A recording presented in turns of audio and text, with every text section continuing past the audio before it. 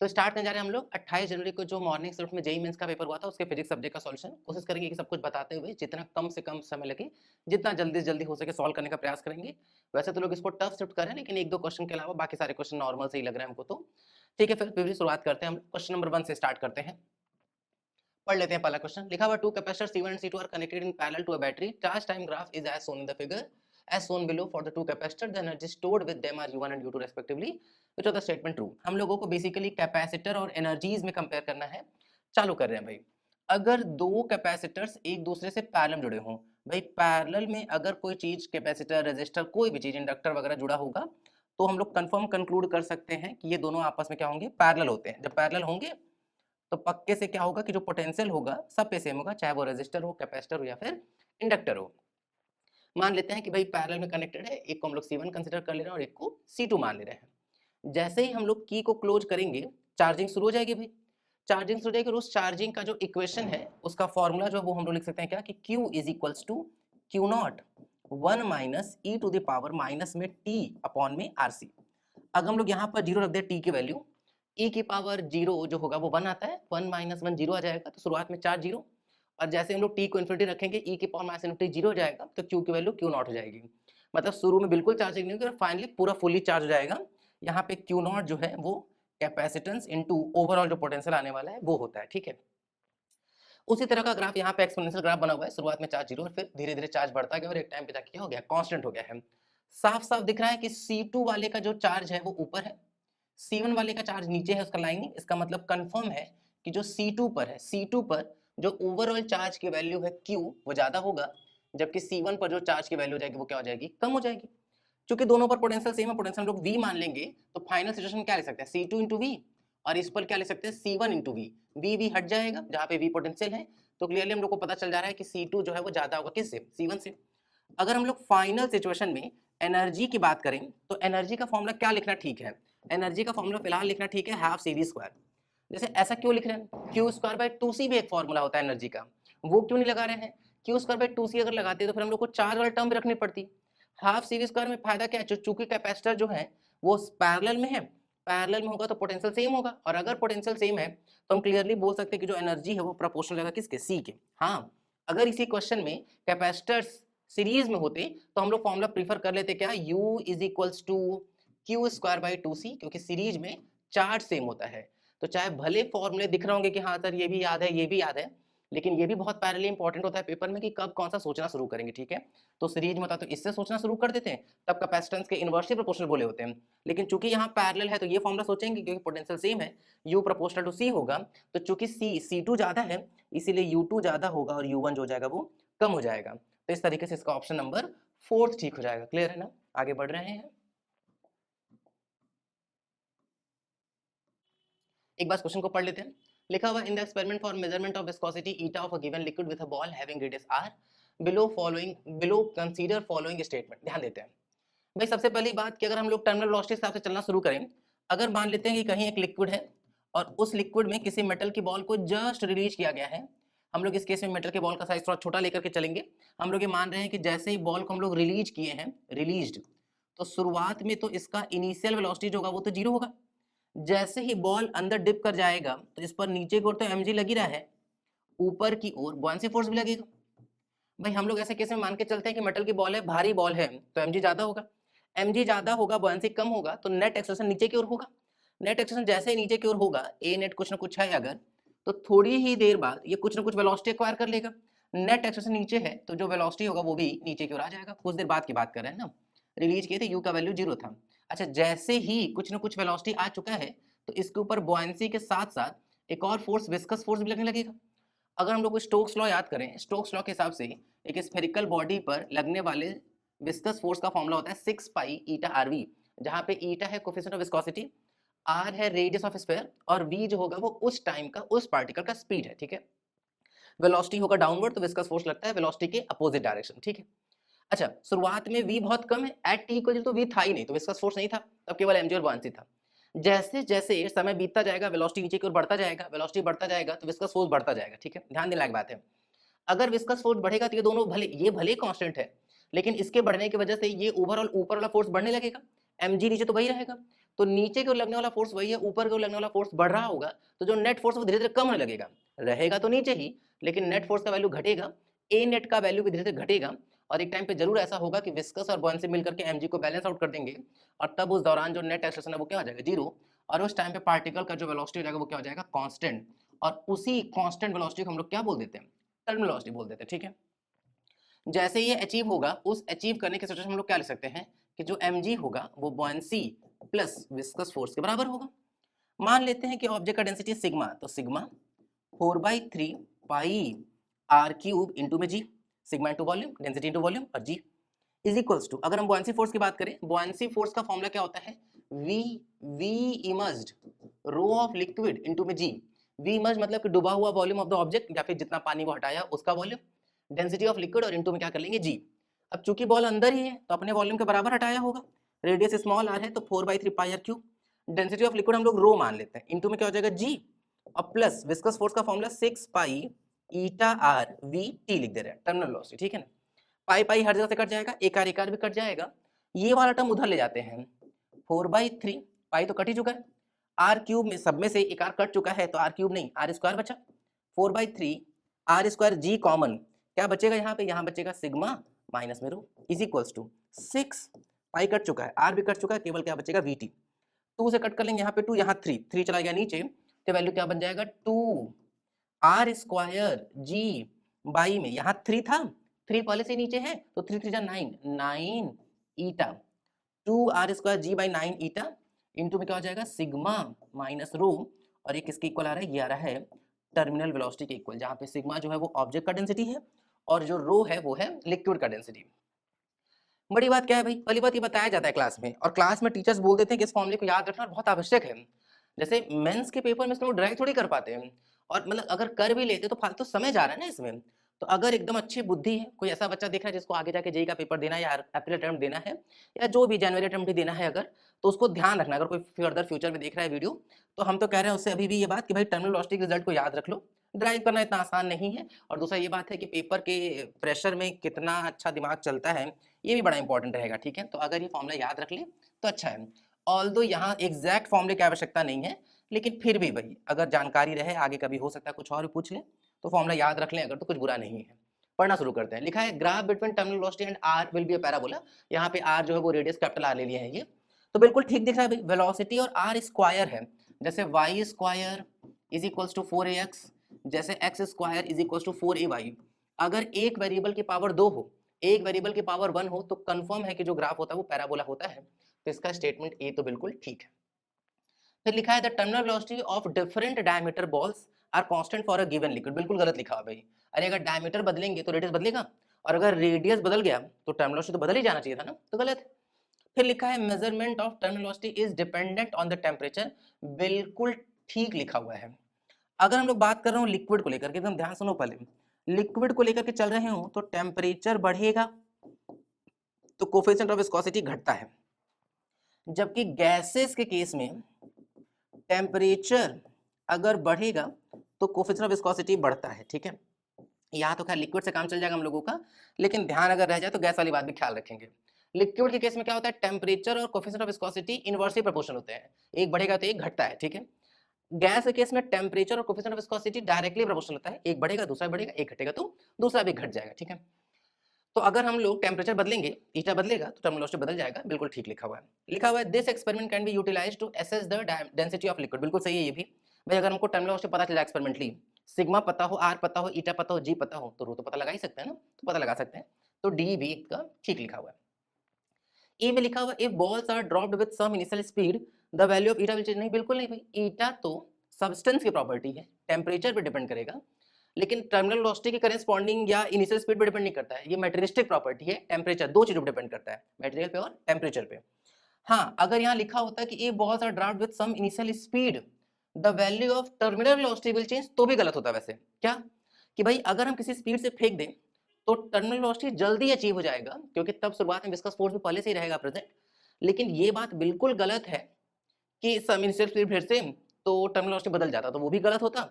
और ये तो बिल्कुल ब्लंडर लिखा ही है। हाँ, अगर टेम्परेचर और लिक्विड बदलने की बात बोलते हैं तब ईटा बदलता, तो इसका ए ठीक है, सी ठीक है और डी ठीक है। ए सी एंड डी ओनली, मतलब इसका ऑप्शन नंबर सेकंड आ जाएगा। क्लियर है ना? आगे बढ़ रहे हैं।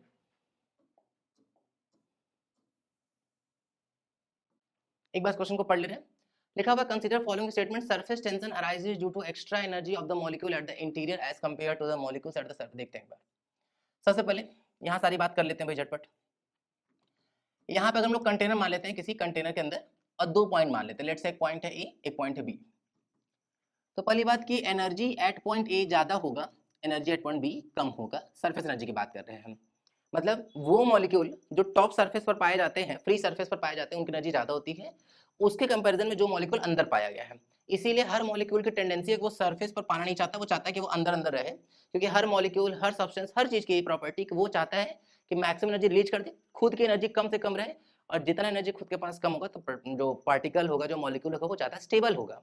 यही रीजन है कि भैया जो जो जो आउटर सरफेस होता है लिक्विड का, वो एक स्ट्रेच मेम्ब्रेन की तरह से काम करता है, और उसी प्रॉपर्टी को हम लोग सरफेस टेंशन बोल देते हैं। यही रीजन है कि अगर हम लोग एक बबल को, एक ड्रॉप को देखें, वाटर ड्रॉप को एक्चुअली में, अगर हम लोग ड्रॉप को देखें तो जो ड्रॉप होगा वो जनरली स्फीयर प्रेफर करता है। अगर वो फ्री है तो वो एक सरफेस को चूज कर सकता है। तो जनरली हम देखते हैं कि जो वाटर ड्रॉप होते हैं वो स्फेरिकल शेप के होते हैं, क्योंकि किसी भी गिवन वॉल्यूम के लिए स्फेयर ही वो शेप है जिसका सरफेस एरिया जो आता है वो मिनिमम आता है। ठीक है, तो ये सारी प्रॉपर्टीज है। शुरुआत करते हैं एक बार।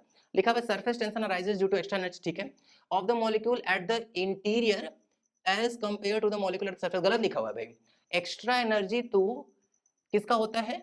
सरफेस वाले का होता है, इंटीरियर वाले का कम होता है। यहाँ जस्ट उल्टा लिखा हुआ है, ये गलत है। फिर लिखा हुआ है as the temperature of the liquid rises the coefficient of viscosity increases, ये भी गलत लिखा हुआ है। लिक्विड से केस की बात करें, अगर लिक्विड के केस में टेम्परेचर और जो कोएफिशिएंट ऑफ विस्कोसिटी होता है वो एक दूसरे के इनवर्सली प्रोपोर्शनल होते हैं। अभी जस्ट हम लोग बोले, अभी पिछले क्वेश्चन में डिस्कस किए बात।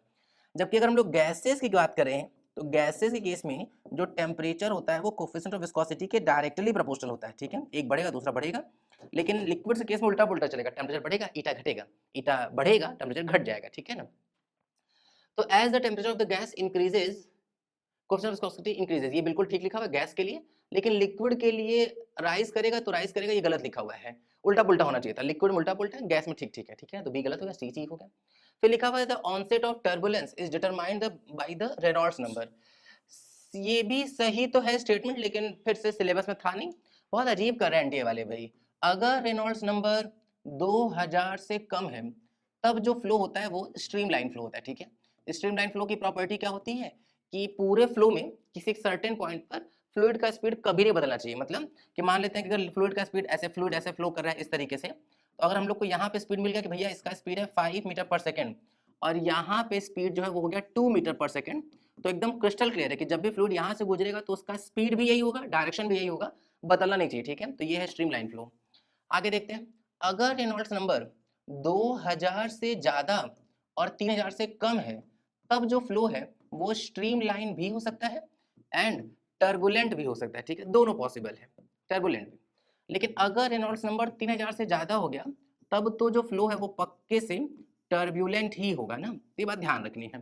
तो जो ऑनसेट ऑफ टर्बुलेंस होता है वो डिटरमाइन किया जाता है रेनॉल्ड्स नंबर से, बिल्कुल ठीक लिखा हुआ है, तो इसका डी स्टेटमेंट ठीक है। फिर ई वाले में क्या लिखा हुआ है कि इसने study flow two streamlines never intersect, ये भी एकदम परफेक्ट लिखा हुआ है। बताते हैं, जैसे अगर मान लेते हैं कि स्ट्रीमलाइन जैसे दो जगह हम लोग मान ही ले रहे हैं कि इंटरसेक्ट कर रहा है। अगर इंटरसेक्ट किया तो at the point of intersection अगर हम लोग ठीक से देखें तो फ्लूइड का स्पीड इधर भी हो सकता है, स्पीड इधर भी हो सकता है, वेलोसिटी का डायरेक्शन ये भी दिख रहा है, ये भी दिख रहा है। अब अभी हम जस्ट बताएं कि स्ट्रीमलाइन फ्लो वो फ्लो होता है जो किसी एक सर्टेन पॉइंट पर एक ही वेलोसिटी हो सकती है, दो दो वेलोसिटी कभी हो ही नहीं सकती भाई। तो ये स्ट्रीमलाइन की प्रॉपर्टी होल्ड नहीं करेगा, इसीलिए दो स्ट्रीमलाइन फ्लो कभी भी एक दूसरे को इंटरसेक्ट नहीं करते हैं। तो ये वाला स्टेटमेंट बिल्कुल ठीक लिखा है। ये एकदम वैसी बात है जैसे इलेक्ट्रिक फील्ड लाइंस को लेकर के बोला जाता है कि दो इलेक्ट्रिक फील्ड लाइंस कभी एक दूसरे को इंटरसेक्ट नहीं करते हैं।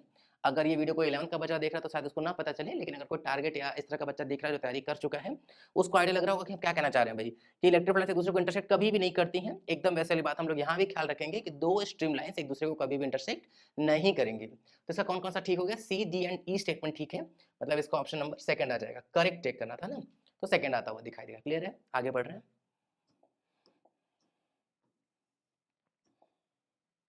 इस वाले के लिए थोड़ी एक्स्ट्रा जगह चाहिए तो किसी और ऐप पर चल रहे हैं हम लोग।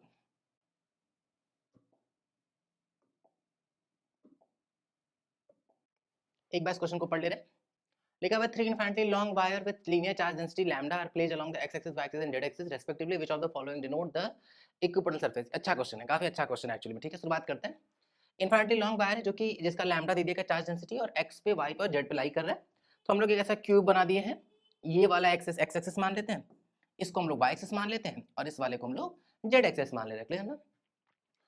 अब एक्सिस पर रखा गया है रॉड्स को, तो सबसे चलना शुरू कर रहे हैं। तो ये एक इसका चार्ज डेंसिटी लैम्डा, ये एक इसका चार्ज डेंसिटी लैम्डा, ये एक इसका चार्ज डेंसिटी लैम्डा दे दिया गया है। अब हमसे पूछा जा रहा है कि कौन सा इक्वेशन है जो इक्विवेलेंट सरफेस को डिनोट कर रहा है। सबसे पहली बात कि अगर कोई एक रॉड है जिस पर लीनियर चार्ज डेंसिटी लैम्डा है, उससे r डिस्टेंस पर अगर कोई पॉइंट है P, तो उस पॉइंट P पर जो पोटेंशियल का फॉर्मूला होता है वो होता है माइनस में 2k lambda ln r plus 2k lambda ln s plus में v नॉट। ठीक है, सबसे पहली बात यहाँ पे कौन सी चीज क्या है, पहले हम लोग उसको जस्टिफाई कर लेते हैं। कहाँ से आ रहा है ये फॉर्मूला, ये अगर जानना है तब तो इस बात पर हम लोग चैनल पे ऑलरेडी एक वीडियो बना चुके हैं, तो उसको देख करके विजिट करके वापस इस क्वेश्चन का सॉल्यूशन देख सकते हैं। ठीक है, तो उस वीडियो का लिंक जो है वो डिस्क्रिप्शन में मिल जाएगा, वहां से जाकर के देख लेना है अगर ये फॉर्मूला समझ में नहीं आ रहा है, पता नहीं है तो। वैसे हम बता दे रहे हैं कौन सी चीज क्या है। आर जो है उस पॉइंट का डिस्टेंस है जहां पे हम लोग को पोटेंशियल निकालना है, वीपी उसी पॉइंट का पोटेंशियल ऑब्वियसली।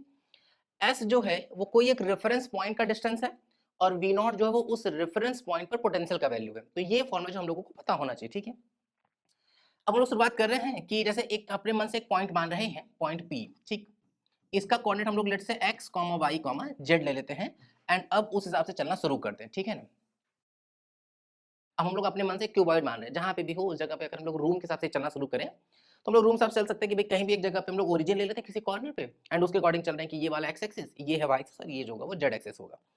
अब अगर जैसे जैसे लेट से कि अगर यहाँ पे ओरिजिन ले रहे हैं तो ये x, ये वाला y और ये वाला z एक्सिस है। तो एक रॉड ऐसे रखा हुआ है, तो अगर हम यहाँ पॉइंट यहाँ, तो इसका कोऑर्डिनेट क्या है, इसका कोऑर्डिनेट है x, y एंड z। तो x एक्सिस से यही तो डिस्टेंस होगा, परपेंडिकुलर डिस्टेंस, ये यही वाला डिस्टेंस होगा। और हम लोग इसका कोऑर्डिनेट पता लगाना चाह रहे हैं, इसका कोऑर्डिनेट, तो भाई इसका जो कोऑर्डिनेट होगा वो होगा y और ये है z। तो ये जो डिस्टेंस होगा वो कितना होगा, अंडर रूट में y square plus z square, है ना। थोड़ा समझ लेते हैं, पहले विजुलाइज कर लेंगे, अगर विजुलाइज कर लिए होंगे तो बहुत आसानी से दिख रहा होगा। ये है x, ये y, ये z, यहाँ अगर पॉइंट है तो इससे ये यही तो डिस्टेंस परपेंडिकुलर होगा, तो ये x है, ये y, ये z, तो ये जो होगा वो इस ट्राइंगल का हाइपोटेन्यूज होगा। तो ये डिस्टेंस निकल गया हम लोगों का।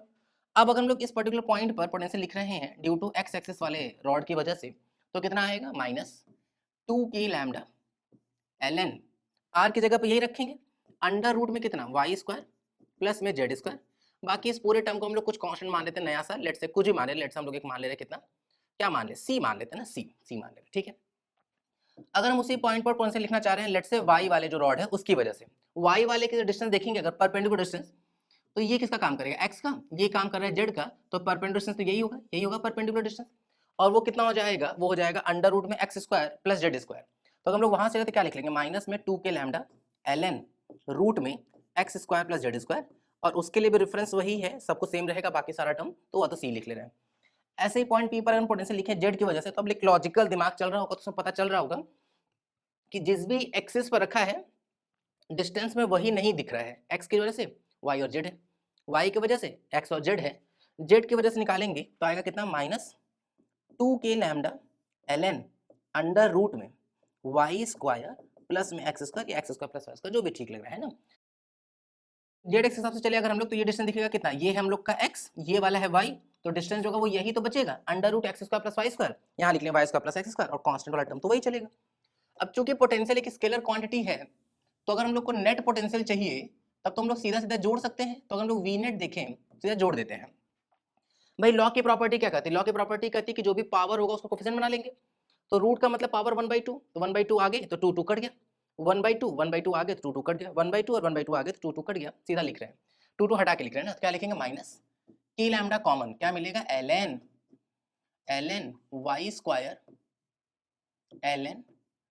स्क्वायर प्लस में z स्क्वायर, फिर minus k lambda ln x square plus z square, minus k lambda ln y square plus x square, और प्लस जो कांस्टेंट चल रहा है वो 3 टाइम्स ऑफ कांस्टेंट आ जाएगा c, है ना।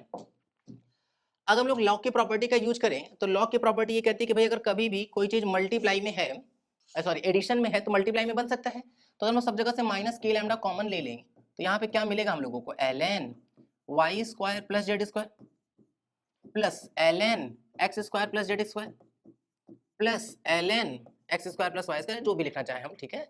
और फिर यहाँ पे क्या चल रहा है हम लोग का, प्लस में 3c तो चल ही रहा है। सीधा सीधा एडिशन में है तो सीधा सीधा हम लोग मल्टीप्लाई में लिख सकते हैं, मल्टीप्लाई में लिख लेते हैं। क्या आ जाएगा, ln आगे पीछे लिख रहे हैं ना, X square plus Y square plus Z square और Z square plus X square और प्लस में 3c तो चल ही रहा है। ये आ गया हम लोगों का नेट पोटेंशियल, है ना। तो ये है हम लोगों का नेट पोटेंशियल वी नेट, ठीक। अब भाई, अब इक्विपोटेंशियल सरफेस क्या होता है, इक्विपोटेंशियल सरफेस एक ऐसा सरफेस जिसके हर पॉइंट का पोटेंशियल क्या होगा, इक्वल होगा। तो पोटेंशियल कांस्टेंट चलने वाला, तो ये कांस्टेंट, ये ऑलरेडी कांस्टेंट है, उधर जाके ये भी कांस्टेंट बन जाएगा, माइनस के लैम्डा अपॉन में चला जाएगा। तो ओवरऑल हम लोगों को जो एक साथ टर्म मिलेगा वो क्या मिलेगा, माइनस में 3c वी नेट माइनस में 3c डिवाइडेड बाई के इंटू लैम्डा, के कांस्टेंट है, Coulomb's constant, lambda already constant है, माइनस को इधर लगा दे रहे हैं तो क्या मिल जाएगा, ln x square plus Y square plus Z square and finally हम लोग को क्या मिल जाएगा, जेड स्क्वायर प्लस में एक्स स्क्वायर, ठीक। लॉ की प्रॉपर्टी होती है कि भाई ln हटेगा तो उस तरफ बेस में जो हो जाएगा वो e चला जाएगा और बाकी सब उसके पावर में चला जाएगा। मतलब ये है कि जैसे मान लेते हैं अगर कहीं लिखा हुआ है ln a बेस में और ये b लिखा हुआ है इक्वल है c की, तो जैसे लॉग हटता है तो b इज इक्वल हो जाता है a की पावर c। ये बात ध्यान रखनी है भाई, लॉग लिखा है कुछ नहीं लिखा है मतलब बेस में e होगा, तो इस तरफ जाएगा सब कुछ पावर में चला जाएगा, तो e टू द पावर कितना, माइनस वी नेट माइनस में 3c डिवाइडेड बाई के लैम्डा, और ये सब किसके इक्वल चल रहा है, ये सब चल रहा है x square plus Y square plus Z square. ये दो बार ब्रैकेट कहाँ से बन गया भाई, एक ही बार ब्रैकेट होगा, y square plus Z square and finally z square plus में एक्स स्क्वायर, ठीक है। और चूंकि ये सारा टर्म ऑलरेडी कांस्टेंट है, ये सब कुछ, तो ये पूरा पूरा कांस्टेंट रहेगा, तो दिस इक्वल कांस्टेंट, मतलब कौन सा ऑप्शन आ जाएगा, इसका ऑप्शन नंबर 3 आता हुआ दिखाई देगा। क्लियर है ना, आगे बढ़ रहे हैं, एक बार क्वेश्चन को पढ़ ले रहे हैं। लिखा हुआ hemispherical vessel is completely filled with a liquid of reference mu, a small coin is kept at the lowest point O, यहां रखा हुआ एक coin of the vessel as shown in the figure, the minimum value of the refractiveness of the liquid so that a person can see the coin from the point E। अब भाई कभी भी किसी object को देखना होता है तो रे हमेशा ऑब्जेक्ट से ऑब्जर्वर की ओर चलता है, मतलब रे को चलना चाहिए था कुछ यूं, ऑब्जेक्ट से ऑब्जर्वर की ओर ऐसे, ठीक है ना। अब हम लोग रिफ्रैक्शन के हिसाब से चले, ये वाला इंसिडेंट एंगल का काम करेगा, ये रिफ्रैक्शन एंगल का काम करेगा, क्योंकि हर बार एंगल जो होता है वो नॉर्मल से मेजर करते हैं।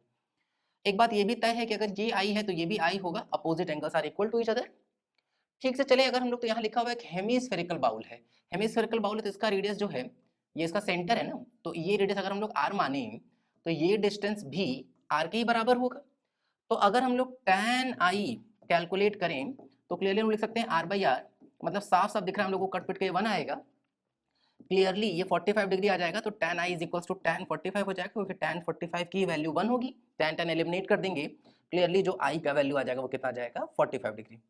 अब अगर हम लोग इस B पॉइंट B पर स्नेल्स लॉ अगर हम लोग लगाएं तो क्या लिख सकते हैं कि म्यू इनटू में sin i and i is 45, तो mu sin 45 is equals to, बाहर एयर है तो 1 sin 90 डिग्री, क्योंकि नॉर्मल से एंगल देखना है, ठीक है ना, sin 91 म्यू sin 45 की वैल्यू 1/√2 इज इक्वल्स टू 1, तो क्लियरली म्यू का वैल्यू क्या आ जाएगा, √2। केवल ये भी कहने वाली बात है भाई, उसी 28 तारीख के पेपर में क्वेश्चन ऐसा भी तो था। अब एक दो क्वेश्चन के बेसिस पे ये चीज नहीं जनरलाइज कर लेंगे कि हाँ नहीं पूरा शिफ्ट ही कठिन था, अब कुछ ऐसे भी क्वेश्चन थे जो बहुत इजीली बन पा रहे हैं, तो ये इस तरह का कहानी हो जाएगा, ठीक है ना। आगे बढ़ रहे हैं,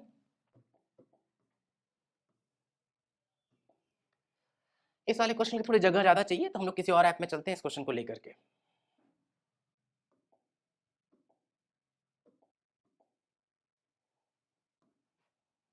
एक बार हम लोग पढ़ लेना इस क्वेश्चन को। लिखा हुआ consider long thin conducting wire carrying uniform current I. सबसे पहली बात, अगर फिजिक्स में लॉन्ग लिखा हुआ है तो हम लोग को समझ जाना है कि वो इनफाइनाइट वायर्स की बात कर रहे हैं, तो अगर लॉन्ग वायर भी लिख दिया गया तो भी हम लोग समझ जाएंगे कि ये इनफाइनाइट वायर की बात कर रहे हैं, ठीक है। उससे कुछ एक सर्टेन डिस्टेंस a पर एक पार्टिकल है जिसका मास दे दिया गया है कैपिटल M और चार्ज दे दिया गया है Q। इसका वेलोसिटी क्वेश्चन में क्लियरली बोला गया है v not along the direction of current I, ये उसी डायरेक्शन में फ्लो कर रहा है, पार्टिकल उधर ही चल रहा है जिस डायरेक्शन में करंट I चल रहा है, ठीक है ना। The particle gets attracted to the wire due to magnetic force. देखते हैं एक बार, सबसे पहले इस वायर की वजह से यहाँ पर जो मैग्नेटिक फोर्स होगा, कुछ फॉर्मूले हैं जो हम लोग देख लेते हैं। सबसे पहली बात कि अगर कोई एक करंट कैरिंग वायर है I उससे r डिस्टेंस पर अगर कोई पॉइंट है P, तो जो उस पॉइंट P पर मैग्नेटिक फील्ड होगा उसका फॉर्मूला होता है mu naught I divided by 2 pi into में r यहाँ पे इसका वायर से परपेंडिकुलर डिस्टेंस होगा, ठीक है ना। करंट चल रहा है इधर, इस जगह पर निकालना है अगर हम लोग को मैग्नेटिक फील्ड, तो पक्के से जो मैग्नेटिक फील्ड होगा वो इनवर्ड होगा, इनवर्ड जाएगा। तो अगर हम लोग ध्यान से देखें तो मैग्नेटिक फील्ड होगा वो क्रॉस में होगा। अगर हम एक्सिस के करस्पॉन्डिंग बात करें एक्स वाई जेड को लेकर के, तो जो फोर्स जो मैग्नेटिक फील्ड होगा वो नेगेटिव जेड के अलॉन्ग होगा, ठीक है। तो नेगेटिव जेड बोल सकते हैं या हम डायरेक्शन के लिए क्रॉस दिखा सकते हैं, क्रॉस मतलब इनवर्ड टू दी प्लेन, ठीक है ना। फिर अगर हम लोग आगे बढ़ रहे हैं तो ध्यान देते हैं, सबसे पहले फोर्स का फॉर्मूला भी देख लेते हैं। फोर्स का फॉर्मूला होता है चार्ज पार्टिकल पे q times of v vector cross b vector. अगर दो वेक्टर के क्रॉस प्रोडक्ट से कोई तीसरा वेक्टर मिलता है, तो जो तीसरा वेक्टर है वो उन दोनों वेक्टर के परपेंडिकुलर होता है, ये तो वेक्टर की प्रॉपर्टी है। तो उस प्रॉपर्टी से हम लोग कंक्लूड कर सकते हैं कि जो फोर्स होगा वो परपेंडिकुलर होगा वेलोसिटी के, एज वेल एज फोर्स होगा वो परपेंडिकुलर होगा मैग्नेटिक फील्ड के भी। फिलहाल हम लोग का काम इससे चल जाने वाला है। अगर हम लोग इंस्टेंटेनियस पावर की बात करें, पावर इंस्टेंटेनियस का फॉर्मूला होता है F vector dot V vector. अगर मान लेते हैं पार्टिकल पे केवल मैग्नेटिक फोर्स लगे, तो चूंकि फोर्स और बी के बीच में एंगल 90 डिग्री है, डॉट प्रोडक्ट में कॉस थीटा आएगा, कॉस 90 जो होगा वो जीरो हो जाएगा, तो जो इंस्टेंटेनियस पावर है वो जीरो हो जाएगा। पावर होता क्या है भाई, D W divided by D T. Cross multiply करेंगे तो जो वर्क डन आएगा वो भी क्या हो जाएगा, जीरो। वर्क एनर्जी थ्योरम से चले तो भाई work done by all the forces is equals to change in kinetic energy. All के नाम पे केवल मैग्नेटिक फोर्स है, मैग्नेटिक फोर्स का वर्क डन जीरो, तो चेंज इन काइनेटिक एनर्जी भी क्या हो जाएगा, जीरो। किसी चीज का चेंज जीरो है, इसका मतलब बोल सकते हैं कि जो फाइनल होगा वो बराबर होगा किसके, बताओ, इनिशियल के। अगर final kinetic energy initial kinetic energy same है तो हम कंक्लूड कर सकते हैं कि जो पार्टिकल का स्पीड होगा वो सेम होगा। ध्यान रहे काइनेटिक एनर्जी के फॉर्मूले में जो हाफ एमवी स्क्वायर होता है वो v स्पीड है, न कि वेलोसिटी, ठीक। तो हम कंफर्म कर सकते हैं कि मतलब मैग्नेटिक फोर्स चाहे यूनिफॉर्म हो चाहे नॉन यूनिफॉर्म हो, मैग्नेटिक फील्ड यूनिफॉर्म हो नॉन यूनिफॉर्म कुछ भी हो, कभी भी चार्ज पार्टिकल का स्पीड नहीं बदल सकता, क्योंकि यहाँ ये जो डिस्कशन की एकदम जनरल बातचीत है। तो कभी भी मैग्नेटिक फील्ड किसी पार्टिकल का स्पीड नहीं बदल सकता है, केवल डायरेक्शन बदल सकता है। तो केवल डायरेक्शन ही बदल सकता है, ठीक है ना। और इस सिचुएशन में जो फोर्स होगा चूंकि परपेंडिकुलर है तो उसको घुमाने का प्रयास करेगा। अब अगर हम लोग घुमाने का प्रयास करेगा सर्कुलर पाथ में, तो हम लोग को पता होना चाहिए भाई जो फॉर्मूला होता है M V square by R, क्योंकि जो मैग्नेटिक फोर्स है वही काम करेगा सेंट्रीपिटल फोर्स का। भैया प्रॉपर्टी में क्लास में डिस्कस की जाती है, याद भी रखना है कि सेंट्रीपिटल फोर्स कोई फोर्स नहीं है, कोई ऑलरेडी प्रेजेंट फोर्स होता है जो उसका काम करना शुरू कर देता है, ठीक है। अब होगा क्या, इसी की वजह से वो घूमना शुरू करेगा तो धीरे धीरे जो पार्टिकल वो ऐसे ऐसे चलना शुरू करेगा। अच्छा, जैसे जैसे पार्टिकल इधर की ओर जा रहा होगा तो धीरे धीरे वायर से उस चार्ज पार्टिकल का डिस्टेंस घटता जाएगा। डिस्टेंस घटेगा, आर घटेगा, आर ना, आर आर आर आर इसको रेडियस बना दे रहे हैं, इसको ना हम लोग लेट से कैपिटल आर बोल दे रहे हैं, कैपिटल आर, ये कैपिटल आर कर ले रहे हैं, कैपिटल आर, ठीक। तो अगर कैपिटल आर जो है वो घटेगा, कैपिटल आर घटेगा, अरे सॉरी कैपिटल आर नहीं, जैसे जैसे ये चार्ज पार्टिकल उस वायर के तरफ जा रहा होगा तो धीरे धीरे वायर से उस चार्ज पार्टिकल का डिस्टेंस जो घटेगा, डिस्टेंस घटा, डिस्टेंस ये वाला आर घटेगा ना, आर, हम खुद ही कंफ्यूज होने लगे। ध्यान रहे ये वाला जो आर है वो रेडियस है और ये जो आर है वो उसका डिस्टेंस है, ठीक है। आर अगर घटेगा तो जो मैग्नेटिक फील्ड है वो बढ़ेगा। अच्छा, अगर मैग्नेटिक फील्ड बढ़ रहा होगा तो क्लियरली जो फोर्स है वो भी बढ़ जाएगा। फोर्स बढ़ेगा, अभी हम लोग डिस्कस किए हैं, मास नहीं बदलेगा, स्पीड नहीं बदलेगा, तो क्लियरली जो आर है वो घटने लगेगा। भाई फोर्स बढ़ने लगेगा तो जो आर है रेडियस वो घटने लगेगा, ठीक है ना। मतलब क्या है इस बात का कि जैसे जैसे ये चार्ज पार्टिकल्स की तरफ जा रहा होगा तो धीरे धीरे जो कर्व है उसका रेडियस ऑफ कर्वेचर कम होता जाएगा, ध्यान रखेंगे, ठीक है ना। अब भले यहाँ इस फिगर से दिखे ना दिखे, लेकिन हम इस बात को मैथमेटिकली साबित कर दिए हैं, तो ये ध्यान रखना है। अब ये यहाँ से ऐसे ऐसे ऐसे चलता जाएगा तो एक ऐसा इंस्टेंट है कि जब ये पूरी तरह से घूम करके अपोजिट डायरेक्शन में जस्ट चलना शुरू कर दे रहा है। और अभी भी हम लोग डिस्कस किए हैं कि मैग्नेटिक फील्ड कभी भी स्पीड नहीं बदल सकता, तो स्पीड तो वी नॉट ही रहेगा, डायरेक्शन बदल सकता है, डायरेक्शन बदल चुका है, यही लिखा है यहाँ पे। The particle get attracted to the wire due to magnetic force, the particle turns round when it is at distance x from the wire, जब x डिस्टेंस पर है तो पूरी तरह से वो टर्न हो जा रहा है, ठीक। और शुरुआत में जो डिस्टेंस है वो दे दिया गया, कितना, a दे दिया गया, क्लियर ना। आगे बढ़ रहे हैं अब हम लोग, ध्यान देते हैं क्या बोला गया, the value of x, x की वैल्यू पूछी जा रही है। शुरुआत करते हैं, ऐसा करते हैं कि पार्टिकल को पहले किसी जनरल लोकेशन पे मान लेते हैं। मान लेते हैं कि भैया पार्टिकल यहाँ पर है, इसका कोऑर्डिनेट जो है वो है x1 कॉमा में y1, ओरिजिन हम लोग यहाँ ले लेते हैं, तो यही जो डिस्टेंस है ये डिस्टेंस ही हो जाएगा कितना, x1, और जो ये वाला डिस्टेंस वो काम करेगा y1 का। शुरुआत करते हैं भाई, जब पार्टिकल यहाँ होगा वेलोसिटी हमेशा टेंजेंशियल होती है, तो जो पार्टिकल का वेलोसिटी होगा वो होगा इधर की ओर, मैग्नीट्यूड वही रहेगा कितना, v नॉट, ठीक। मैग्नेटिक फील्ड है तो इनवर्ड है भाई, क्योंकि ये वायर का डायरेक्शन तो करंट का डायरेक्शन कुछ बदल नहीं रहा है, तो मैग्नेटिक फील्ड हमेशा इनवर्ड है, ठीक। अगर हम लोग v क्रॉस b करें तो फोर्स इधर क्यों आएगा, ऐसा कुछ। ये रहा हम लोगों का कौन, नेट फोर्स। अगर हम इस नेट फोर्स का कोई कंपोनेंट ब्रेक कर दे इधर की ओर, तो एक फोर्स आ जाएगा, एक कंपोनेंट आ जाएगा नेगेटिव y के लॉ और एक कंपोनेंट आ जाएगा नेगेटिव x के लॉ। इस फोर्स की वजह से पार्टिकल धीरे धीरे धीरे धीरे पास आ रहा है और इस फोर्स की वजह से पार्टिकल कभी तो ऊपर कभी तो नीचे जा रहा है। तो हम लोगों को चूंकि y का वेलोसिटी पता है, y का वेलोसिटी पता है, इनिशियल भी फाइनल भी, तो हम लोग ऐसा करते हैं इसी वाले फोर्स से डील करना शुरुआत करेंगे ना, इसी से डील करना शुरू करते हैं। सबसे पहले ये देखते हैं कि क्या वेलोसिटी का जो कौन सा कंपोनेंट है जिसकी वजह से फोर्स इधर आता है। ऐसा करते हैं कि हम लोग वेलोसिटी के भी दो कंपोनेंट ब्रेक कर लेते हैं। कंपोनेंट ब्रेक करने तो हल्का सा जो कलर उसको चेंज कर ले रहे हैं। वेलोसिटी का कंपोनेंट जो होगा वो एक कंपोनेंट तो इधर की ओर आएगा ऐसे और एक कंपोनेंट इधर की ओर आएगा। वेलोसिटी का एक कंपोनेंट है y के लॉ और एक कंपोनेंट जो है वो है x के लॉ, ठीक है ना। देखते हैं भाई, आगे बढ़ रहे हैं। ऐसा करते हैं हम लोग इस वाले फॉर्मूले को, जो ये वाला फॉर्मूला अभी हम लोग जस्ट लिखे हैं, इसको एक बार और देखते हैं।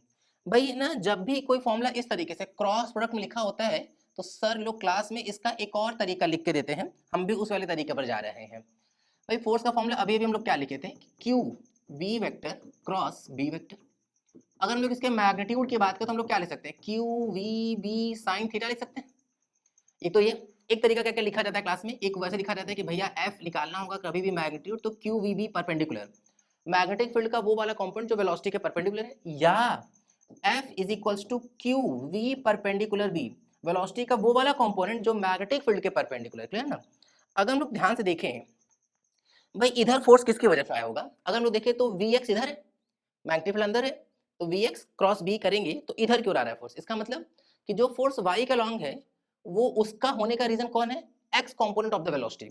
सिमिलरली अगर हम लोग इधर देखें Y component of the velocity की वजह से ही जो फोर्स है वो एक्स के लग रहा है, इसका मतलब कि एक्स वाला वेलोसिटी चेंज करेगा, मतलब एक्स वाले वेलोसिटी की वजह से फोर्स इधर है, वाई वाले वेलोसिटी की वजह से फोर्स एक्स के लॉन्ग है। तो अगर हमको वाई का फोर्स लिखना है, जो कि लिखना है, तो वाई के फोर्स के लिए हम लोग को एक्स वाला वेलोसिटी इन द एक्स लेके चलेंगे, ठीक है ना। तो देखते हैं एक बार, अगर हम लोग इस हिसाब से चलना शुरू करें तो देखें force in Y is equal to क्या हो जाएगा, Q V along X into magnetic field B.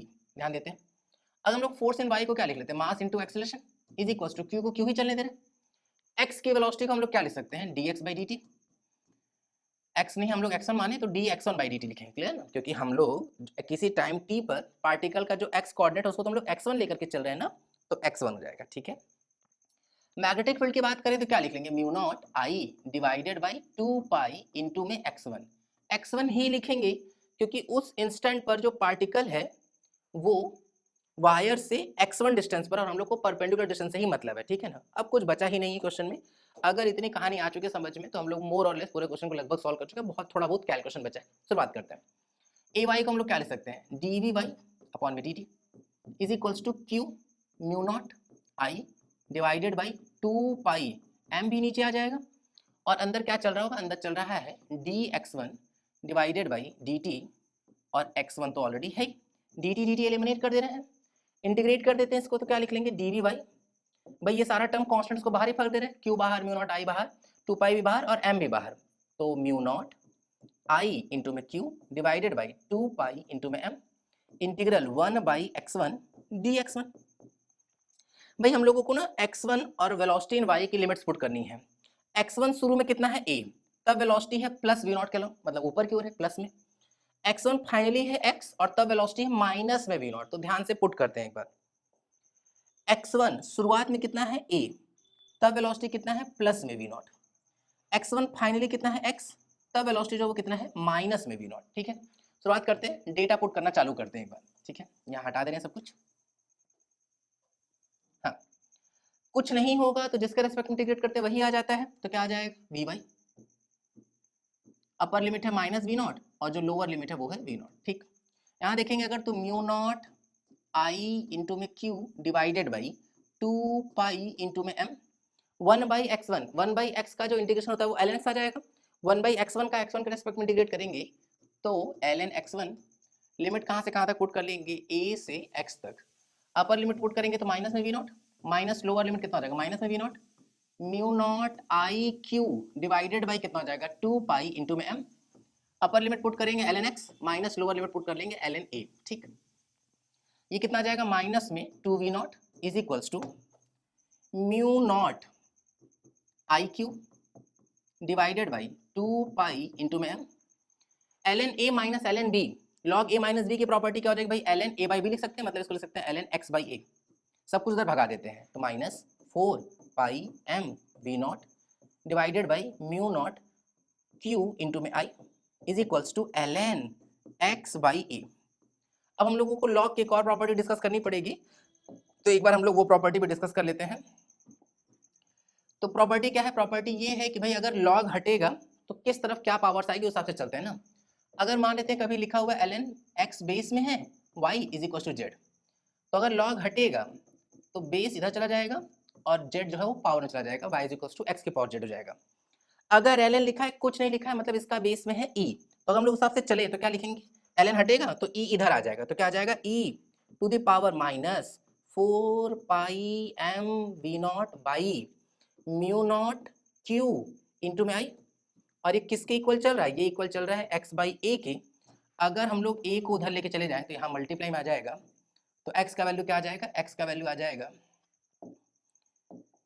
a, ये a है q नहीं है, थोड़ा गड़बड़ लिख दिया, a है, तो x इज इक्वल टू क्या आ जाएगा a e to the power minus 4 pi m v not by mu not q into I. तो अगर हम लोग इस हिसाब से चले तो a e की power minus 4 pi m v not mu not into q into I, मतलब क्लियरली इसका ऑप्शन नंबर 4 आता हुआ दिखाई देगा हम लोग को, ठीक है, थोड़ा आगे पीछे लिखा हुआ है। तो इस तरह की कहानी क्लियर है ना, आगे बढ़ रहे हैं।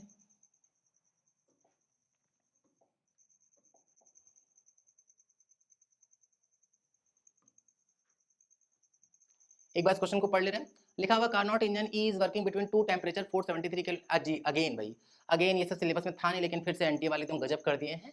अब यहाँ कहानी कार्नोट इंजन का पूछ लिए हैं। कार्नोट इंजन की इफिशियंसी की बात करें अगर, तो इसका फॉर्मूला भाई, इफिशियंसी तो हमेशा हम लोग को पता होना चाहिए कि आउटपुट बाई इनपुट होता है। इंजन के केस में आउटपुट होता है वर्क के फॉर्म में और इनपुट है हीट के फॉर्म में। W की बात करेंगे तो वो हो जाएगा Q1 minus Q2 divided by Q1। Heat जो है वो टेम्परेचर के प्रोपोर्शनल हो जाएगा, तो यहाँ से हम लोग लिख सकते हैं क्या, T1 माइनस में T2 डिवाइडेड बाई क्या हो जाएगा T1। इतनी जानकारी हम लोगों के पास होनी चाहिए थी। कौन सी चीज़ क्या है वो समझा दे रहे हैं, बाकी अगर पता है तो वेल एंड गुड, नहीं पता है तो फिर वही कि कोई ऐसा बच्चा है जो आगे जेई का पेपर देने वाला और वो वीडियो देख रहा है तो मुझसे क्लियर एकदम ये बात बोल रहे हैं भाई कि अगर तुमको मौका मिले तो सब पढ़ डालो, जितना ज़्यादा पढ़े रहो उतना अच्छा है। क्या सिलेबस में क्या सिलेबस में नहीं, ये सब समझ सोचो, ठीक है, क्योंकि एनटी वाले भी नहीं सोचते, बिना सोचे कुछ भी दे देते हैं, सिलेबस कुछ निकालेंगे पेपर में कुछ भी दे सकते हैं। तो अजीब सी स्टोरी है भाई। सबसे पहली बात, अगर कोई इंजन परफॉर्म करता है तो दो लोगों के बीच में काम कर रहा होगा, एक सोर्स और एक सिंक होता है। सोर्स हमेशा हाई टेम्परेचर पर होगा, T1 उसी का टेम्परेचर है, T1 हमेशा ज़्यादा होगा, T2 हमेशा कम होगा, T2 सिंक का टेम्परेचर है। सब टेम्परेचर जो है वो केल्विन में पुट करना है। तो सोर्स से कुछ अमाउंट ऑफ हीट लेगा, वो है Q1, कुछ ना कुछ वेस्टेज होगा, कुछ ना कुछ हीट निकाल देगा, तो वो जिसको दे देगा हीट वो है सिंक, तो उसको कुछ हीट दे दिया Q2, लेकिन अपना कुछ ना कुछ तो वर्क परफॉर्म करेगा, तो वो हो जाएगा Q1 माइनस Q2 के बराबर, ठीक है, क्योंकि एनर्जी कंजर्वेशन तो लगेगा ही। तो ये है हम लोगों का सेकंड लॉ ऑफ थर्मोडायनेमिक्स, ठीक है ना। शुरुआत करते हैं। बोला गया कि जो पहला इंजन काम कर रहा है वो किसके किसके बीच में, 473 और 273, और उसकी इफिशियंसी दे दिया गया ईटा 12। तो अगर हम लोग ईटा 12 की बात करें तो क्या लिखेंगे, 473 माइनस 273 मतलब 200 डिवाइडेड बाई हायर टेम्परेचर मतलब कितना, 473। एक इंजन E1 है जो कि परफॉर्म कर रहा है 473 और 373 के बीच में, उसका इफिशियंसी दे दिया गया ईटा 1। ईटा 1 की बात करेंगे, डिफरेंस लेंगे कितना आ जाएगा 100 अपॉन में हाई टेम्परेचर मतलब कितना आ जाएगा 473। जो इंजन E2 है वो परफॉर्म कर रहा है 373 और 273 के बीच में, और उसका इफिशियंसी दे दिया गया है E2 ईटा 2। तो अगर हम लोग ईटा 2 की बात करें, डिफरेंस ले लेंगे तो अगेन कितना आ जाएगा 100, और जो हाईएस्ट टेम्परेचर वो कितना हो जाएगा, वो हो जाएगा 373। अब ऑप्शन में क्या दिया गया, कंपैरिजन किया गया ईटा 1 2 का, ईटा 1 और ईटा 2 के साथ। पहले तो हम लोग ये मल्टीप्लाई वाला सोच लेते हैं। अगर हम लोग इन दोनों का मल्टीप्लाई कर लें, इसका इसके साथ 473 373 100 100 का मल्टीप्लाई करेंगे, किसी एंगल से ईटा 1 2 आता हुआ नहीं दिख रहा है, तो मल्टीप्लिकेशन तो बिल्कुल नहीं। बाकी तीन ऑप्शन में ईटा 1 प्लस ईटा 2 किया गया, कर लेते हैं। ईटा 1 प्लस ईटा 2 की निगाह से अगर हम लोग देखें ध्यान से तो क्या हो जाएगा, 100 अपॉन में 473 प्लस 100 अपॉन में 373। ईटा 1 2 की बात करें तो हम लोग इसको क्या लिख सकते हैं, दो बार लिख सकते हैं, 100 अपॉन में 473 और प्लस 100 अपॉन में 473, क्योंकि हम लोगों को उस तरफ दिख रहा है कि सब जगह कंपेयर किससे करना है, ईटा 1 2 से करना है। अब जैसे कुछ बच्चे मिस्टेक करें, कुछ बच्चे इसको लिटरल जोड़ने लग रहे हैं, ऐसा नहीं करना है, बिल्कुल दिमाग लगाते हैं एक बार। भाई पहला टर्म तो दोनों में सेम है, दूसरे टर्म का जो न्यूमरेटर है मतलब जो अंश है वो तो सेम है, डिनोमिनेटर को देखते हैं, हर को देखते हैं। भाई यहाँ का डिनोमिनेटर जो है वो 473, यहाँ का डिनोमिनेटर कम, डिनोमिनेटर कम होगा तो जो ओवरऑल पूरी वैल्यू वो तो ज़्यादा हो जाएगी ना भाई, तो ईटा 1 प्लस ईटा 2 ज़्यादा होगा, जबकि ईटा 1 2 कम होगा। ईटा 1 2 कम होगा, ईटा 1 प्लस ईटा 2 ज़्यादा होगा, मतलब इसका ऑप्शन नंबर फर्स्ट आ जाएगा। क्लियर है ना? आगे बढ़ रहे हैं।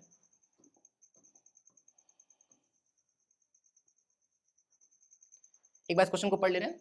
लिखा हुआ गिवन बिलो ट्रू स्टेटमेंट, ठीक है, एक असर्शन रीजन दिया हुआ। असर्शन बोला है कि sound wave has higher speed in solids than gases, बिल्कुल ठीक लिखा हुआ भाई।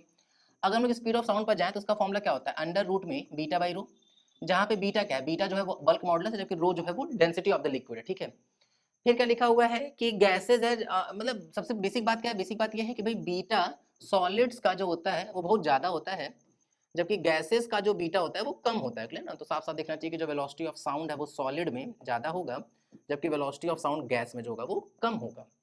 फिर क्या लिखा हुआ? Gases has higher bulk modulus, बिल्कुल गलत है भाई। गैसेस का अगर हाई बल्क मॉडुलस होता तो वेलोसिटी ऑफ साउंड गैस में ज्यादा होता, न कि सॉलिड में। तो असर्शन ठीक है, रीजन गलत हो गया, मतलब असर्शन सही है, रीजन रॉन्ग है। Assertion is true, reason is false, मतलब इसका ऑप्शन नंबर फोर्थ आ जाएगा। मतलब ध्यान रखना है भाई। और इसमें तो एक सबसे अच्छा एग्जांपल होता है कि जो साउंड का स्पीड है आयरन रॉड में, वो लगभग लगभग 5100-5200 के आसपास होता है, मतलब लगभग लगभग 5100 मीटर पर सेकंड या 5200 या 280 मीटर पर सेकंड के आसपास होता है भाई। बहुत तेज चलता है, जबकि वेलोसिटी ऑफ साउंड हम लोग जानते हैं कि जो एयर में वेलोसिटी ऑफ साउंड होता है वो तो लगभग लगभग 330 मीटर पर सेकंड होता है। अरे यही तो रीजन है ना कि कई बार ट्रेन के ट्रैक के लिए बड़ा अच्छा एग्जांपल दिया जाता है कि जैसे अगर ट्रेन के ट्रैक पे से टर्निंग वर्निंग भी है और मान लेते हैं हम लोग को ट्रेन नहीं दिख रही है, तो सबसे अच्छा जुगाड़ है कि हम लोग ट्रैक पे अगर कान लगाएं तो उस ट्रैक पर ट्रेन चल रही है कि नहीं ये पता लगाया जा सकता है, इवन इफ कि हम लोग को ट्रेन नहीं भी दिख रही हो। क्योंकि अगर बहुत दूर है तो आवाज नहीं पहुंच पाएगी, लेकिन आयरन रॉड के थ्रू आवाज पहुंच जाएगी, और बहुत अच्छा एग्जांपल हो जाता है, ठीक है। तो इस तरीके से भी रेलवेज में मतलब ट्रेन का मूवमेंट पता लगाया जा सकता है ट्रैक पर। क्लियर है ना? आगे बढ़ रहे हैं।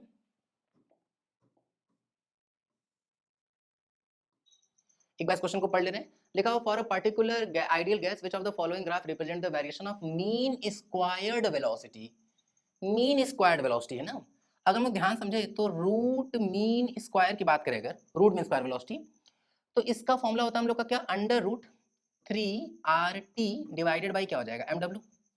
यहाँ लिखा हुआ है मीन स्क्वायर्ड वेलोसिटी, तो मीन है, स्क्वायर किया हुआ है, लेकिन रूट नहीं लगा है। इसका मतलब हम लोग इसकी बात कर रहे हैं तो मीन स्क्वायर्ड वेलोसिटी, तो मीन स्क्वायर्ड वेलोसिटी की बात करें अगर, तो ये टर्म नहीं होगा, तब तो जो टर्म होगा वो तो स्क्वायर करना पड़ेगा, रूट नहीं लगा है, तब तो उसका वैल्यू केवल 3RT/MW। भाई याद करो कैसे पढ़ाया गया क्लास में, कि पढ़ते ऐसे हैं, ऑपरेट पीछे से कर रहे थे, स्क्वायर करेंगे मीन लेंगे देन रूट लगाते हैं, तो स्क्वायर हुआ है मीन हुआ है लेकिन रूट नहीं लगा है, तो मीन स्क्वायर जो वेलोसिटी है वो तो अंडर रूट में 3RT/MW नहीं होगा, केवल 3RT/MW होगा।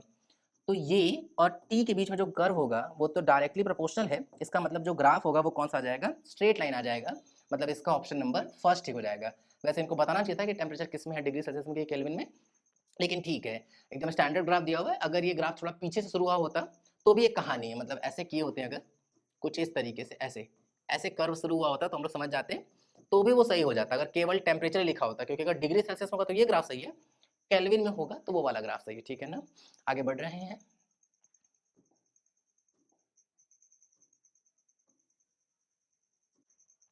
एक बार क्वेश्चन को पढ़ ले रहे हैं। लिखा हुआ bead of mass m slides without friction on the wall of a vertical circular hoop. एक ऐसा एक अरेंजमेंट बना दिया गया, सर्कुलर हूप है, मतलब फिक्स जैसे कड़ी जैसा है कुछ, of radius r as on the figure, the bead move under the combined action of gravity and massless spring. अच्छा ठीक है, मतलब जो बिड है उस पर ग्रेविटी भी लग रहा है और स्प्रिंग फोर्स भी लग रहा है, attach to the bottom of the hoop, the equilibrium length of the spring is r। ठीक है, पहली बात, इक्विलिब्रियम लेंथ उसका r है, तो अभी तो वो 2r लेंथ खिंचा हुआ है, तो इसका मतलब कि अभी इस स्प्रिंग के पास पोटेंशियल एनर्जी होगा, ठीक है ना? बोला जा रहा है the Beed is released from the top of the hoop, तब तो वो ऐसे चलेगा, ऐसे नीचे को चलेगा। फिर क्या बोला गया है कि when the length of spring become R, जब ये अपने नेचुरल लेंथ पे आ जा रहा है। पहली बात, जैसे कई बार बच्चा सोचता है कि सर यहाँ पे आ जाएंगे, यहाँ पर पूछा जा रहा है वेलोसिटी, इसमें अपने आप में ये भी एक प्रश्न है कि किस जगह पे निकालना है वेलोसिटी, इस जगह पर वेलोसिटी निकालना होगा क्या? तो नहीं, क्यों? क्योंकि अगर जब ये बीड यहाँ घूमते घूमते यहाँ आएगा तब उस स्प्रिंग के करस्पॉन्डिंग में चले तो ये ऐसे होगा, पूरा लेंथ अगर 2r है, अगर वो ठीक से चले तो ये सेंटर, ये r, ये वाला r होता ही है, तब उस केस में जो स्प्रिंग का खींचा हुआ लेंथ होगा वो r नहीं होगा, वो r√2 होगा। तो अभी स्प्रिंग का लेंथ r के बराबर नहीं है, जबकि हम लोगों से क्या पूछा गया? हम लोगों से पूछा गया है कि velocity of the bid when the length of spring become capital R, जब R हो जाए, would be spring constant carry रहेगा, जी जो है वो एक्सेलरेशन ड्यू टू ग्रेविटी। ठीक है, शुरुआत करते हैं पहले। सबसे पहली बात कि चलते जैसे जैसे यहाँ पहुंचेगा धीरे धीरे लेंथ घटता जा रहा है, तो यहाँ कहीं होना पड़ेगा। एक सिचुएशन और देख लेते हैं हम लोग, जिसमें ये रहा हम लोगों का हुक, ये रहा सेंटर से गुजरने वाली लाइन, ऐसा कुछ, और स्प्रिंग जो होगा वो लगभग लगभग यहाँ कहीं होगा। यहाँ होता तो R02 हो जाता। ठीक है, अभी अपने नेचुरल पे मतलब ये R, ये तो ऑलरेडी R है, ये खुद R के बराबर, क्योंकि सेंटर से सरकमफ्रेंस पर हम लोग कोई भी पॉइंट ज्वाइन करेंगे तो रेडियस के बराबर होगा। अगर ये तीनों R है तो कंफर्म ये वाला एंगल जो होगा वो 60 डिग्री हो जाएगा। पूरी लाइन पर, एक लाइन पर टोटल एंगल 180 बनता है, अगर ये 60 है तो ये वाला जो एंगल होगा वो तो 120 डिग्री हो जाएगा। ठीक है, थोड़ा सा बड़ा बना दे रहे हैं सर्कल को, ध्यान देते हैं एक बार। अब अगर ये 120 डिग्री हो चुका है, थोड़ा सा बड़ा बना देते हैं सर्कल को। अब अगर यहाँ कहीं पर है स्प्रिंग, ऐसा कुछ, ऐसे ऐसे ऐसे, ये वाला एंगल है 120 डिग्री, तो ध्यान सोचना शुरू करते हैं ना। सबसे पहली बात, ये वाला एंगल 90 डिग्री होगा, ये रिमेनिंग एंगल कितना हो जाएगा 30 डिग्री। अगर हम इस r का इधर कंपोनेंट ले तो r cos 30, और अगर हम लोग इसका इधर कंपोनेंट ले लें तो ये हो जाएगा r sin 30, r sin 30, ये भी r sin 30 हो जाएगा।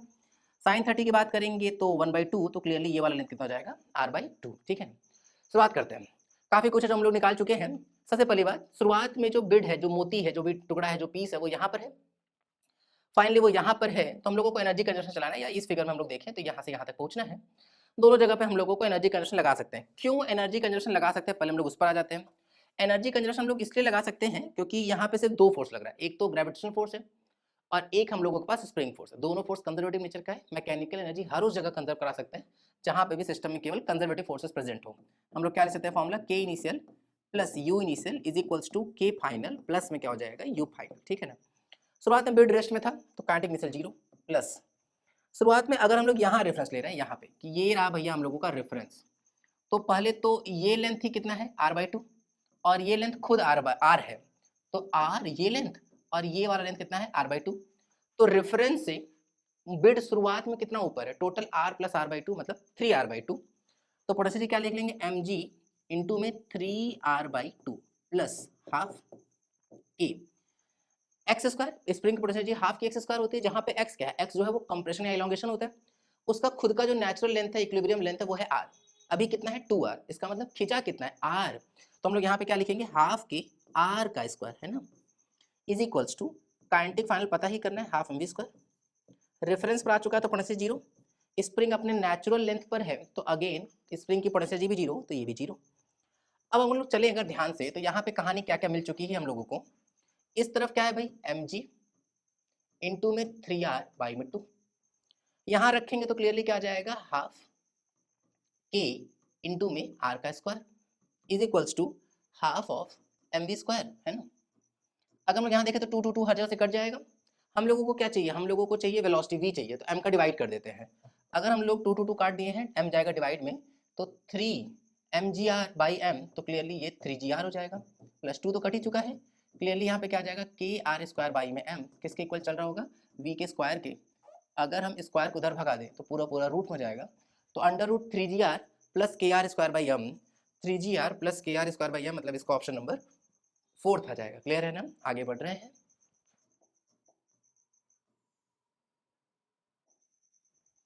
इस क्वेश्चन को पढ़ लेते हैं एक बार। लिखा हुआ given below are two statement, one is labelled as, ठीक है, असर्शन रीजन वाला क्वेश्चन है। असर्शन में क्या लिखा हुआ, in a central force field the work done is independent of the path chosen. सबसे पहली बात, सेंट्रल फोर्स क्या होता है, सेंट्रल फोर्स वो है, जैसे मान लेते हैं कि कोई दो पार्टिकल हैं जिन पर हम लोग फोर्स देख रहे हैं Q1 Q2, तो या तो लाइन ज्वाइनिंग का लॉन्ग लगेगा, या तो आउटवर्ड या तो इनवर्ड लगेगा। तो बिल्कुल सही बात है, इलेक्ट्रोस्टैटिक्स एक सेंट्रल फोर्स है, तो सेंट्रल फोर्स की प्रॉपर्टी क्या होती है कि वो फोर्स जो हमेशा पार्टिकल्स के लाइन ज्वाइनिंग के लॉन्ग लगता है, ठीक है, इधर आउटवर्ड इधर इनवर्ड। इस यही रीजन है कि इलेक्ट्रोस्टैटिक्स और ग्रेविटेशनल जो होते हैं उनको हम लोग सेंट्रल फोर्स बोलते हैं। और सेंट्रल फोर्सेज जो होते हैं वो कंजर्वेटिव होते हैं नेचर में, और कंजर्वेटिव फोर्सेज का जो वर्क डन होता है वो तो पाथ पर डिपेंड ही नहीं करता, वो सिर्फ इस बात पर डिपेंड करता है कि इनिशियल पॉइंट क्या है और फाइनल पॉइंट क्या है। तो in a central force field the work done is independent of the path chosen, बिल्कुल ठीक लिखा हुआ है। रीजन की बात करते हैं, every force encountered in mechanics does not have an associated potential, बिल्कुल ठीक लिखा। ये भी जरूरी थोड़ी कि हम लोग मैकेनिक्स में जो भी फोर्स पढ़े उसके साथ पोटेंशियल जी हो ही। जैसे फ्रिक्शन फोर्स अगर हम लोग बात करें तो फ्रिक्शन फोर्स लग तो रहा है, मैकेनिक्स हम लोग पढ़े भी उसके बारे में, लेकिन वो एक कंजर्वेटिव फोर्स नहीं है, उसमें पोटेंशियल जी नहीं होती उसके पास, ठीक है। लेकिन दोनों अलग अलग बातें बोल रहे हैं, तो असर्शन ठीक है, रीजन ठीक है, लेकिन चूंकि असर्शन को ठीक करने के लिए जो भी बात का हम लोग इस्तेमाल किए हैं वो बात रीजन में नहीं लिखा है, इसलिए करेक्ट एक्सप्लेनेशन नहीं है। तो दोनों ठीक है, लेकिन R is not the correct explanation of A, मतलब इसका ऑप्शन नंबर सेकेंड आ जाएगा। क्लियर है ना? आगे बढ़ रहे हैं।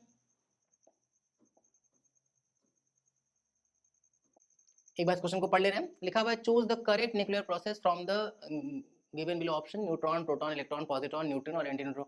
एकदम गलत, मतलब फिर से अजीब है भाई। एनटीए वाले बिल्कुल ऐसा था कि रेडियो एक्टिविटी सिलेबस में नहीं था, लेकिन फिर भी अजीब सा ही है। बीटा डीके का क्वेश्चन आ गया, ठीक है ना? हम दोनों तरह का बीटा डीके बता दे रहे, फिर से हम ये बात बोल दे रहे हैं वापस कि भाई कोई भी ऐसा बच्चा अगर ये वीडियो देख रहा है जिसको ऐसा लग रहा है कि सर क्या पढ़ना क्या नहीं पढ़ना, बोले सब पढ़ना है भाई, सब। अगर तुमको आगे तैयारी कर रहे हो या करने वाले हो तो ध्यान रखो, कुछ भी छोड़ के नहीं चलेंगे भाई, सब पढ़ते चलो, ठीक है ना? शुरुआत करते हैं। बीटा डीके की अगर हम बात करें, पहली बात ये न्यूक्लियस में होता है, स्टेबिलिटी गेन करने के लिए कोई भी हैवी न्यूक्लियाई करता है। रेडियो एक्टिविटी को किसी भी बाहरी चीज से इंपैक्ट नहीं कर सकते, खुद ही होता रहता है, स्पॉन्टेनियस, अपने से होगा, तुम कोई कंट्रोल नहीं कर सकते, ठीक है ना? तो उसमें कुछ तरह के डीके होते हैं, जैसे alpha decay, beta decay, gamma decay. तो हम लोग उसके बीटा डीके की बात करते हैं। बीटा डीके कुल मिला जुला करके दो तरह का होता है, शुरुआत कर रहे हैं हम। एक होता है हम लोगों का बीटा प्लस डीके, और एक होगा बीटा माइनस डीके। और ये बीटा डीके का ही इक्वेशन लिटरली दे दिए हैं, तो जिसको इक्वेशन याद है तो उसके लिए कहानी अलग से ही है, लेकिन अगर कोई बच्चा बहुत स्ट्रिक्ट टू द सिलेबस पढ़ रहा था तो उसके लिए तो बड़ा ही दिक्कत हो गया है ना। शुरुआत करते हैं, बीटा प्लस डीके की बात करते हैं। सबसे पहले अगर प्रोटॉन कन्वर्ट हो रहा होगा न्यूट्रॉन में, तब उस केस में ये कहानी होगी। देखते हैं कैसे। प्रोटॉन की बात करते हैं भाई, 1p1 से 0n1। अगर हम लोग एटॉमिक नंबर कंजर्वेशन पे जाएं तो इधर 1 है, इधर 0 है, तो हम लोगों को 1 चाहिए, तो यहाँ पे आ जाएगा 1 ई। एटॉमिक मास नंबर तो ऑलरेडी कंजर्व है भाई, तो यहाँ पे आ जाएगा 0। प्रोटॉन यहाँ पॉजिटिव चार्ज है, यहाँ तो चार्ज है ही नहीं न्यूट्रॉन पर, तो चार्ज के कंजर्वेशन से हम लोग क्लियरली बोल सकते हैं कि यहाँ पे पॉजिटिव चार्ज होगा, और तब यहाँ निकलता है न्यूट्रिनो, ठीक है ना? और यही है हम लोगों का पॉजिट्रॉन, और इसी को हम लोग क्या बोल देंगे, बीटा प्लस पार्टिकल बोल देते हैं। तो ये हो गया हम लोग का बीटा प्लस पार्टिकल। आगे बढ़ रहे हैं, बीटा माइनस डीके की बात करते हैं। ये तब होगा जब लिटरली न्यूट्रॉन कन्वर्ट हो रहा होगा एक प्रोटॉन में। देखते हैं इसको क्या लिखेंगे हम लोग यहाँ पे, 0n1, ये दिख रहा है ना? हाँ दिख रहा है, ठीक है। 0n1 से अगर एक प्रोटॉन बना 1p1, एटॉमिक नंबर कंजर्व देखेंगे तो यहाँ 0 था, यहाँ 1 आ गया, तो कटना चाहिए, तो यहाँ पे -1 आ जाएगा E. Atomic mass number already conserved है, तो यहाँ पे आ जाएगा कितना, 0। और तब इस केस में निकलता है एंटी न्यूट्रिनो, ठीक है ना? तो ये कुछ और नहीं, एक्चुअली में इलेक्ट्रॉन है। बड़ा गजब है भाई, न्यूक्लियस के अंदर बनता है और इलेक्ट्रॉन जो होता है वो अंदर हाईली अनस्टेबल, तो फट से बाहर निकलेगा, और वही जाता हुआ हम लोग देखते हैं तो हम लोग को लगता है कि बीटा पार्टिकल निकल रहा है, ठीक है? तो इसी को हम लोग इलेक्ट्रॉन या बीटा पार्टिकल बोल देते हैं, बीटा पार्टिकल, बीटा माइनस, ठीक है? कभी कभी क्वेश्चन में केवल बीटा लिखा रहता है, तो हम लोगों को ध्यान रखना है कि वो बीटा माइनस होता है। तो अगर कुछ नहीं बोला गया है, पता लगाना है क्या है, केवल बीटा है तो बीटा माइनस होगा, और अगर मान लेते कुछ बोल ही दिया गया तो जो लोग बोला गया वही लेकर के चलेंगे। अब देखते हैं कौन सा क्वेश्चन लिखा है दोनों में से। न्यूट्रॉन को कन्वर्ट करना है, तो न्यूट्रॉन अगर प्रोटॉन में बदल रहा है तो -1 आएगा, मतलब पॉजिट्रॉन तो निकल ही नहीं सकता। ये तो वैसे भी देख सकते थे हम लोग कि चार्ज के कंजर्वेशन से भी आइडिया लग रहा है ना। यहाँ कोई न्यूट्रल है, तो यहाँ पे पॉजिटिव पॉजिटिव चार्ज कैसे आ सकता है भाई, न्यूट्रल होना चाहिए ना, चार्ज तो कंजर्व होना चाहिए ना न्यूक्लियर रिएक्शन में। न्यूट्रॉन है, प्रोटॉन में तो इलेक्ट्रॉन आएगा, बिल्कुल ठीक है। इलेक्ट्रॉन होगा तो एक एंटी न्यूट्रिनो निकलेगा, मतलब इसका ऑप्शन नंबर फर्स्ट ठीक होगा, सेकंड नहीं। सेकंड में तो यहाँ न्यूट्रिनो लिखा हुआ है, ठीक है ना? तो फर्स्ट आएगा। अगेन याद करने वाली कहानी है, क्लियर ना? आगे बढ़ रहे हैं।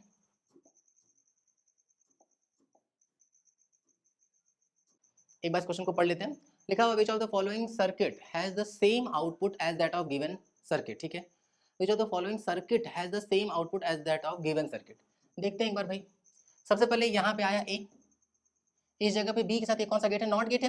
नॉट गेट है तो रिजल्ट को बदल देगा, तो अगर बी इनपुट में है तो यहाँ बदल के बी बार हो जाएगा। यहाँ आया ए और यहाँ तक चला है बी। अब ये है एंड गेट, एंड गेट में हम लोग दोनों का मल्टीप्लाई कर देते हैं तो ए बी बार। ये भी एंड गेट है, तो यहाँ दोनों का मल्टीप्लाई कर देंगे, सिंपल क्या हो जाएगा, ए इंटू बी। ये कौन सा गेट है, ये वाला तो नॉर गेट है भाई। नॉर गेट इनपुट्स को ऐड कर देते, सिंपल क्या हो जाएगा, वाई इज इक्वल टू, वो तो इनपुट जो होंगे वो A B bar plus A into B, दोनों को जोड़ देंगे और पूरे पर क्या लगा देंगे, बार लगा देंगे।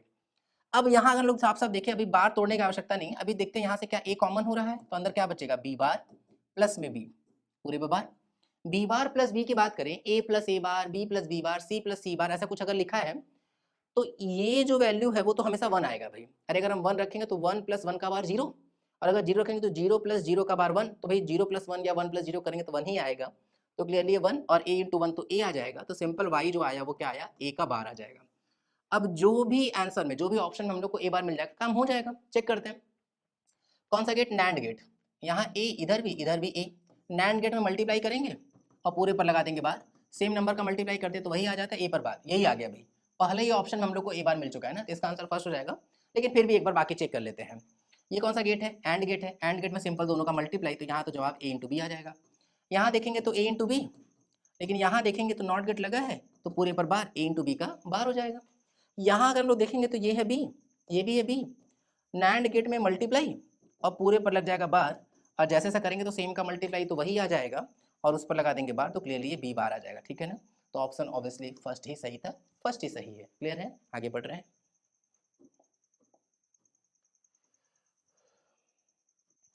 एक बार क्वेश्चन को पढ़ ले रहे हैं।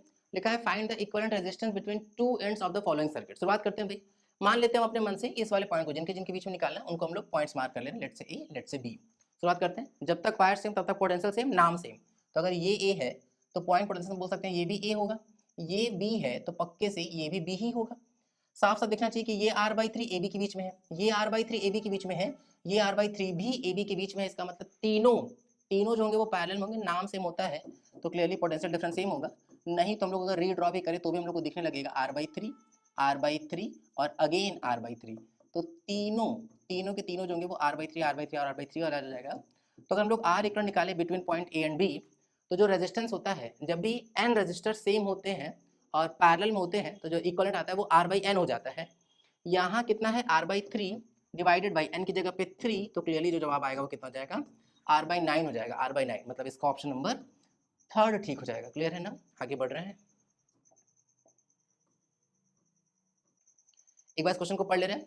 लिखा है wire of resistance R is bend into an equilateral triangle. सबसे पहली बात कि रेजिस्टेंस है, तो ये जो वायर है इस पूरे वायर का ही रेजिस्टेंस कितना दे दिया गया है, R दे दिया गया। ठीक है, उसको बेंड किया जा रहा है एक बार इक्विलेटरल ट्रायंगल में, and an identical wire is bend into a square. ठीक है, मतलब एक ऐसा ही वायर और लिए हैं, एक बार पहले वाले वायर को ट्रायंगल में, दूसरे वाले वायर को स्क्वायर में रैप कर दिए, मतलब बेंड कर दिए हैं। Ratio of resistance between the two ends point of an edge of the triangle to that of square. ठीक है, शुरुआत करते हैं।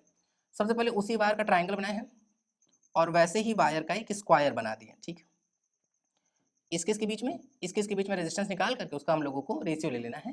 तो ए बी, यहाँ मान ले रहे हैं सी डी, तो आर इक्वलेंट का रेशियो चाहिए between point A B and between point C D. ध्यान देते हैं, सबसे पहली बात पूरे वायर का रेजिस्टेंस आर है, तो यहाँ पर लेंथ 3 हिस्से में बटा है, तो रेजिस्टेंस भी 3 हिस्से में बट जाएगा। क्यों? क्योंकि इस तरह के क्वेश्चन में चूंकि R is equals to rho L by A होता है, तो हम R प्रोपोर्शनल टू L से सोचा जा सकता है। ठीक है ना, चूंकि 3 हिस्से में बटा है तो रेजिस्टेंस क्या हो जाएगा, R/3 और R/3। ठीक है, 4 हिस्से में बटा है तो ये हो जाएगा R/4 और R/4। पहले ट्रायंगल वाले की बात करते हैं ना, ये दोनों सीरीज में जुड़ के कितना हो जाएगा 2R/3, 2R/3 और R/3 पैरेलल हो जाएगा। फॉर्मूला क्या लगा लेंगे, R1 R2 by R1 plus R2, तो मतलब क्लियरली 3R/3। फिर यहाँ देखते हैं R/4 सीरीज में होगा 3R/4, और वो इस R/4 के साथ पैरेलल में होगा, अगेन 3R/4 इंटू में R/4 by R1 plus R2 मतलब 4R/4। ठीक है, देखते हैं एक बार भाई, यहाँ ध्यान से देखेंगे तो 3 3 कटा, 4 4 कटा, R भी कट गया, क्या बचा ऊपर 2/9 R और R का मल्टीप्लाई R²। यहाँ देखेंगे तो 3/4 जा 16, R और R का मल्टीप्लाई R²। यहाँ से ये कट गया, 16 चला गया ऊपर, 16 2 जा 32 और 9 3 जा 27, तो जो जवाब आएगा वो आ जाएगा कितना 32/27। 32/27 मतलब इसका ऑप्शन नंबर 4 आ जाएगा। क्लियर है ना, आगे बढ़ रहे हैं।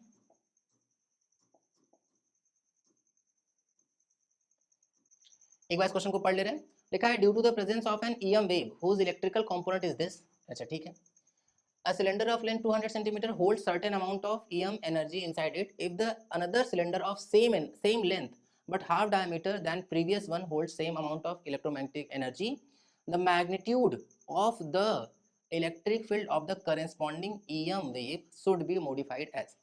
सबसे पहली बात अगर हम लोग ध्यान से देखें तो इलेक्ट्रिकल एनर्जी डेंसिटी की बात करते हैं, क्या होता है half epsilon not E square, और एनर्जी डेंसिटी होता क्या है total energy by total volume. तो अगर हम लोग टोटल एनर्जी की बात करें तो क्या हो जाएगा half epsilon not E square into में वॉल्यूम, और वॉल्यूम कुछ और नहीं क्या होता है एरिया इंटू लेंथ हो जाएगा। क्या बोला जा रहा है कि another wire of same length but of previous one hold same amount of EM energy ना, दोनों की एनर्जी सेम है।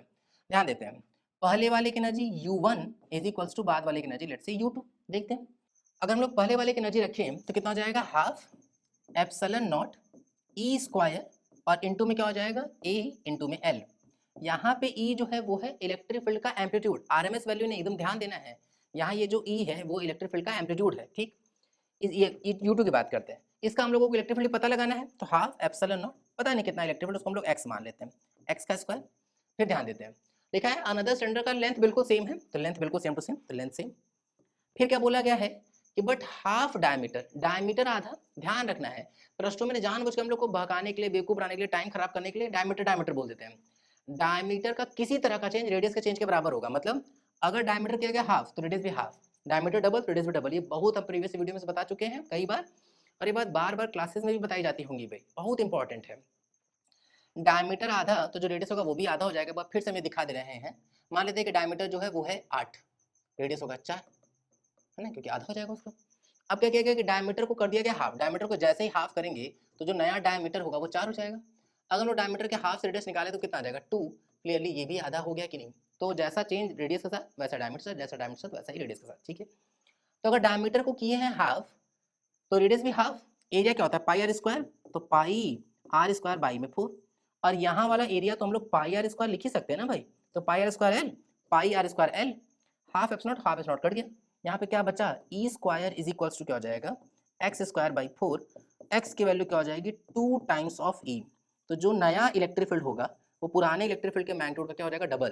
तो अगर हम लोग ध्यान से देखें तो पुराना इलेक्ट्रिक फील्ड का मैग्नीट्यूड कितना है 100, तो जो नया इलेक्ट्रिक फील्ड का मैग्नीट्यूड होगा वो कितना आ जाएगा 200 आ जाएगा, 200 आ जाएगा। इसका मतलब कि 200 वाला एक ही ऑप्शन ही है, तो इसका ऑप्शन नंबर सेकंड ठीक हो जाएगा। क्लियर है ना, आगे बढ़ रहे हैं।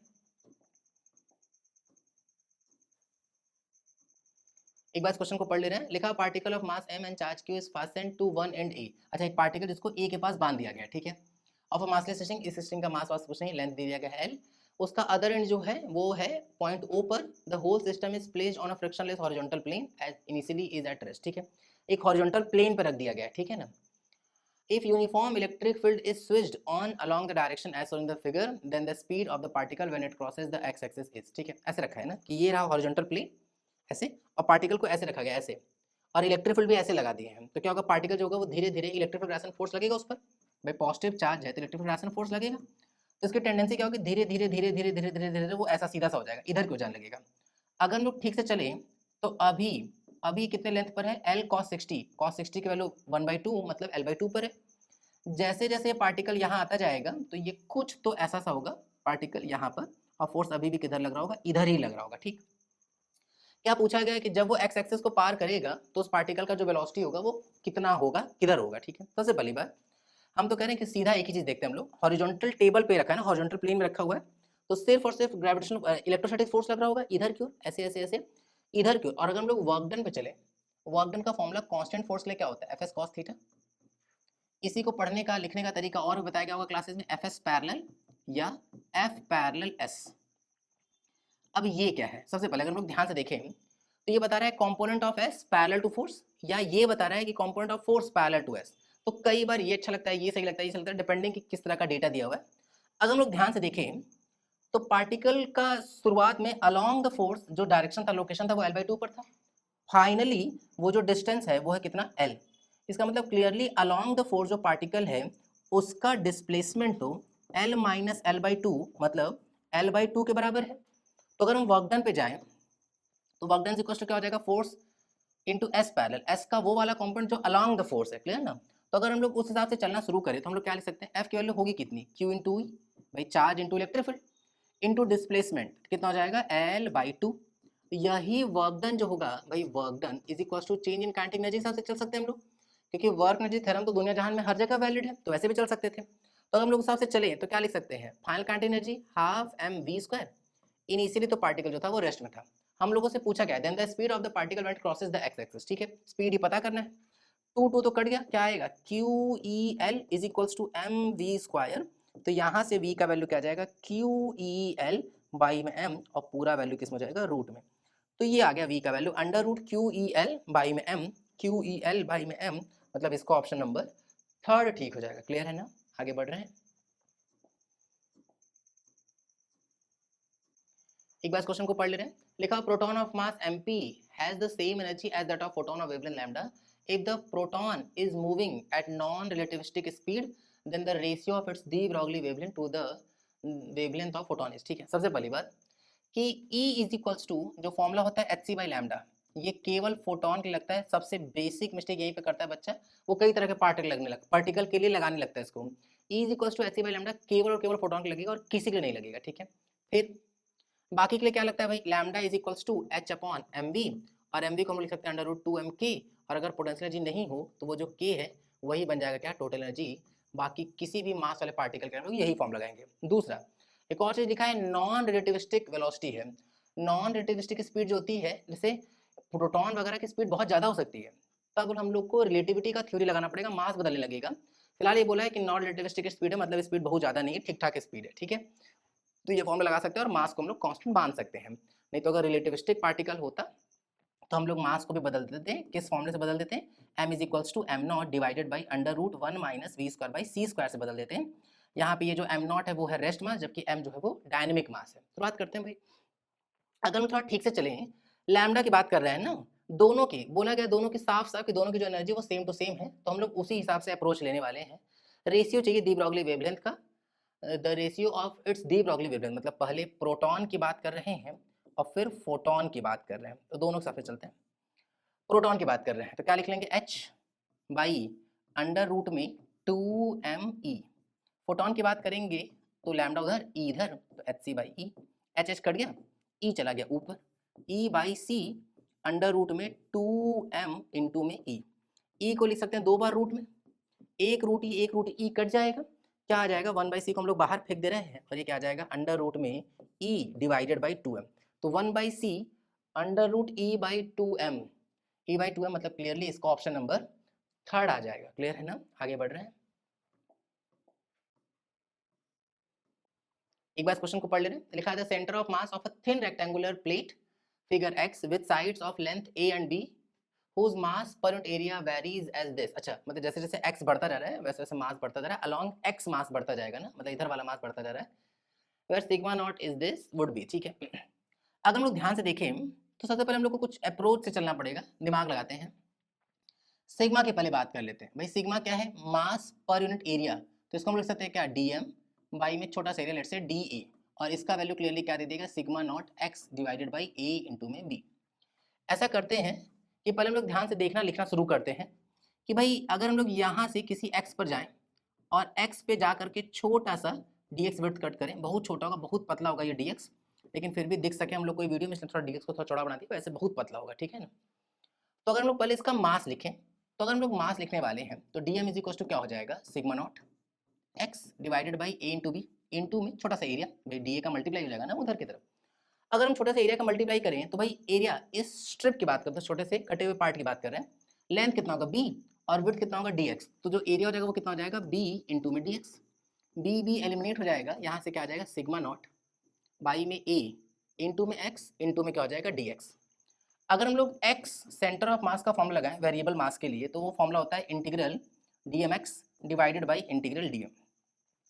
क्लियरली दिखना चाहिए कि जैसे जैसे x बढ़ता जाएगा वैसे वैसे डेंसिटी बढ़ती जाएगी, तो मास इधर क्यों ज्यादा होगा, सेंटर ऑफ मास ज्यादा मास की तरफ होता है, इसलिए कंफर्म है कि जो x कोऑर्डिनेट होगा उसका आंसर a/2 से ज्यादा आएगा। ये सब बात बहुत अच्छे से प्रोसेस करना है ना, इधर जाने पर मास बढ़ता जा रहा है, तो हैवी मास की तरफ ना सेंटर ऑफ मास भाग जाता है, और अगर हम लोग ओरिजिन से चलें पूरा मास इक्वली डिस्ट्रीब्यूटेड होता तो कोऑर्डिनेट एकदम बीचों बीच होता सेंटर ऑफ मास का, लेकिन चूंकि इस तरफ मास ज्यादा है तो इधर की ओर शिफ्ट हो जाएगा, मतलब x कोऑर्डिनेट a/2 से ज्यादा दिखेगा। a/2 से ज्यादा दिखेगा तो ये तो कभी नहीं, ये भी कभी नहीं, केवल 1 और 2 की पॉसिबिलिटी है, तो उस हिसाब से सोचना शुरू करेंगे। ठीक है ना, खैर वैसे भी दिख रहा है x कोऑर्डिनेट तो आ ही गया क्योंकि दोनों में x कोऑर्डिनेट सेम है, लेकिन फिर भी चलो अच्छा सॉल्व कर ले रहे हैं हम लोग इसको। अगर हम लोग यहाँ ध्यान से देखें तो सिग्मा नॉट ठीक से लिख लें थोड़ा, सिग्मा नॉट बाई में a इंटू में x इंटू में dx इंटू में अगेन x, तो x स्क्वायर कर लेते हैं, फिर डिनोमिनेटर में sigma not by a, sigma not है भैया, सिग्मा नॉट बाई में a इंटू में क्या चल रहा है x इंटू में dx, x की लिमिट कहाँ से कहाँ तक, 0 से a तक, 0 से a तक रखते हैं भाई एक बार। अगर हम लोग इस वाली कहानी से ही कंटिन्यू करें, कांस्टेंट टर्म बाहर, सिग्मा नॉट बाई ए तो कट ही जाने वाला है, एक्स स्क्वायर का इंटीग्रेशन करेंगे तो एक्स क्यूब बाई में 3, पावर बढ़ा देते हैं, बढ़ी पावर डिवाइड कर देंगे 0 से a तक, divided by sigma not by A बाहर, x का इंटीग्रेशन एक्स स्क्वायर बाई में 2 कहाँ से कहाँ तक, 0 से a तक। तो अगर हम लोग देखें तो a क्यूब बाई में 3, फिर यहाँ पे a स्क्वायर बाई में 2, 2 चला गया ऊपर, a स्क्वायर से कटेगा तो ऊपर खाली a बचेगा, तो क्लियरली x कोऑर्डिनेट कितना आएगा 2a/3, पहले ही हम लोग ये सोच चुके थे, ठीक है ना। 2a/3 आ गया भाई। अब हम लोग y वाले की बात करते हैं, एक बार ना ध्यान देते हैं। जैसे अगर एकदम कॉमन सेंस से जवाब देंगे, इसको ऐसे सॉल्व नहीं करने वाले हैं। सबसे पहली बात कि जो मास है वो अलोंग x बढ़ रहा है। अगर हम लोग यहाँ हैं तो मास लगभग लगभग 0 के बराबर, क्योंकि x नियरली 0 है। फिर इधर गए तो x इस पूरे स्ट्रिप के लिए बढ़ा, फिर x इस पूरे स्ट्रिप के लिए बढ़ा, x पूरे स्ट्रिप के लिए बढ़ा। अगर लोग ध्यान से देखें तो अगर इस पूरी जगह पे एरिया इक्वल है तो सेंटर मास बीचों बीच होगा। तो इधर का मास बढ़ने से सेंटर मास x की ओर भागने लगेगा, मतलब अलोंग x, पॉजिटिव x के अलोंग ज्यादा भागने लगेगा। लेकिन चूंकि स्ट्रिप में ऊपर नीचे mass equal equal equal equal आ रहा है, इक्वल इक्वल आ रहा है, तो y के अलोंग कोई शिफ्ट नहीं होगी, y के अलोंग सेंटर ऑफ मास तो रहेगा वहीं। तो x के अलोंग इधर भाग जाएगा, लेकिन y के अलोंग वही रहेगा, क्योंकि अगर हम पैरेलल टू द y से सोचें तो मासेस इक्वली बढ़ते जा रहे हैं, तो ऊपर नीचे कहीं नहीं भागेगा, वहीं बना रहेगा। इसलिए y कोऑर्डिनेट में कोई चेंज नहीं होगा, y कोऑर्डिनेट वही रहेगा, x कोऑर्डिनेट जो होगा वो 2a/3 हो जाएगा। क्लियर है ना। इसलिए इसका ऑप्शन नंबर फर्स्ट ठीक होगा, न कि सेकंड। आगे बढ़ रहे हैं, इस क्वेश्चन को पढ़ लेते हैं एक बार। लिखा हुआ thin prism P1 with angle 4 degree made of glass having refractive index 1.54 is combined with another thin prism P2 made of glass having refractive index to get dispersion without deviation। Dispersion without deviation, पहले नाम समझते हैं। Dispersion तो हो, deviation नहीं हो, मतलब क्या जीरो होना चाहिए, डेल नेट जीरो होना चाहिए। थिन प्रिज्म के केस में जो डेल होता है, इसका फॉर्मूला होता है a इंटू म्यू माइनस 1, जहाँ पे म्यू जो है वो refractive index of the prism होता है, a जो है वो एंगल ऑफ प्रिज्म है। ऐसे केसेस में हम लोग थिन प्रिज्म पर व्हाइट लाइट गिराते हैं, लाइट जो होती है वो डिस्पर्स हो जाती है, सारे सातों कलर में बढ़ जाती है। और हम लोग ध्यान से देखें तो हर अलग अलग कलर का म्यू अलग अलग होता है, क्योंकि अगर हम लोग वॉयलेट से लेकर के रेड तक जा रहे होंगे तो क्लियरली लैम्डा बढ़ता है। म्यू और लैम्डा एक दूसरे के ना इनवर्सली प्रोपोर्शनल होते हैं, बहुत बार यूज किया जाता है ये बात, ठीक है, तो ध्यान रखेंगे। Mu inversely proportional to the lambda होगा, लैम्डा बढ़ेगा तो म्यू घटेगा। तो अलग अलग कलर का म्यू भी अलग अलग होता है, ऐसा नहीं कि बहुत ज्यादा अलग होगा, थोड़ा बहुत अलग होगा। अब यहाँ तो कुछ नहीं बोला गया, तो कौन सा कलर, तब हम लोग मीन कलर लेके चलते हैं। और मीन कलर बच्चे को लगता है कि सर 7 में से मीन तो ग्रीन होना चाहिए, तो ग्रीन नहीं होता है, येलो होता है ना, वेवलेंथ की वजह से। जब वेवलेंथ 7 निकाल करके जोड़ के डिवाइडेड 7 करते हैं तो वो नियरर टू येलो कलर आता है, ना कि नियरर टू ग्रीन कलर ना, इसलिए नियरर टू येलो आएगा। तो ध्यान रखेंगे। डेल नेट की बात करते हैं, ऐसे केसेस हम लोग करते क्या है, ऐसे लिख लेंगे कि म्यू y1 -1, फिर -a2 mu y2 -1 is equal to 0। क्योंकि नेट डेविएशन 0 पाने के लिए एक प्रिज्म को अगर हम लोग ऐसे रखें, ऐसे ऐसे रखे हैं, तो दूसरे वाले प्रिज्म को हम लोगों को ऐसे रखना पड़ता है, उल्टा पुल्टा रखते हैं ना, उल्टा पुल्टा उल्टा पुल्टा रखते हैं, इसलिए एक को पॉजिटिव एक को नेगेटिव लेके चल रहे हैं। यहाँ ध्यान से अगर हम लोग देखें तो a1 mu y1 -1 is equal to क्या हो जाएगा, a2 म्यू y2 -1। क्लियरली दिखना चाहिए कि इन चार में से 3 चीजें दी गई हैं क्वेश्चन में, एक चीज पूछा जा रहा है, बहुत ही बेसिक सा क्वेश्चन हो जाएगा।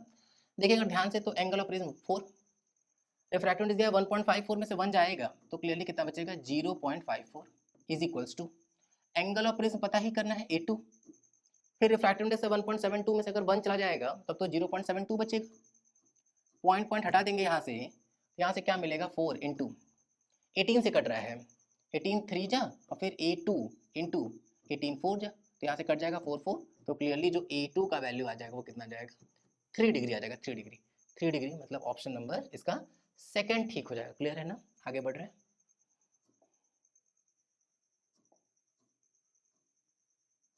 एक बार इस क्वेश्चन को पढ़ ले रहे हैं।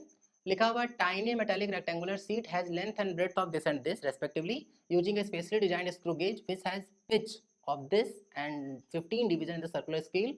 You are asked to find the area of the sheet in this measurement, the maximum fractional error will be. शुरुआत करते हैं एक बार। सबसे पहली बात हम लोग ऐसा करते हैं कि इस स्क्रू गेज का लिस्ट काउंट निकाल लेते हैं। लीस्ट काउंट जो होता है वो होता है pitch divided by circular division, जो भी सर्कुलर डिवीजन जितने भी हैं। पिच का वैल्यू कितना दे दिया गया, 0.75 mm में है, डिवाइडेड बाई कितने डिवीजन है, 15, तो 15 से हम लोग कट कर देंगे तो कितना आ जाएगा, 0.05 mm आ जाएगा।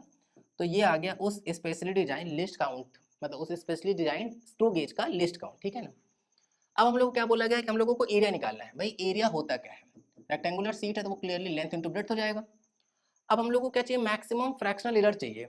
फ्रैक्शनल एरर हम लोग निकालेंगे तो क्या लिख लेंगे इसको, delta A divided by A is equals to delta L divided by L, जो मल्टीप्लाई होगा वो एडिशन चला जाएगा, delta B by B. Fractional error of the area ही कैलकुलेट करना है। चेंज जो है यहाँ जो एरर है वही लिस्ट काउंट का ही बराबर हो जाएगा, तो क्लियरली कितना हो जाएगा 0.05, क्योंकि वो सब कुछ जो मेजर किया जा रहा है उस स्पेशली डिजाइन स्क्रू गेज से ही किया जा रहा है। लेंथ कितना दिए हैं, तो लेंथ दे दिए गए हैं 5 mm, दोनों mm में, तो mm कट ही गया अभी। प्लस इसके लिए भी वही रखेंगे हम लोग सेम, तो यहाँ पे कितना लिख लेंगे 0.05, और विड्थ का वैल्यू कितना दे दिया गया है 2.5।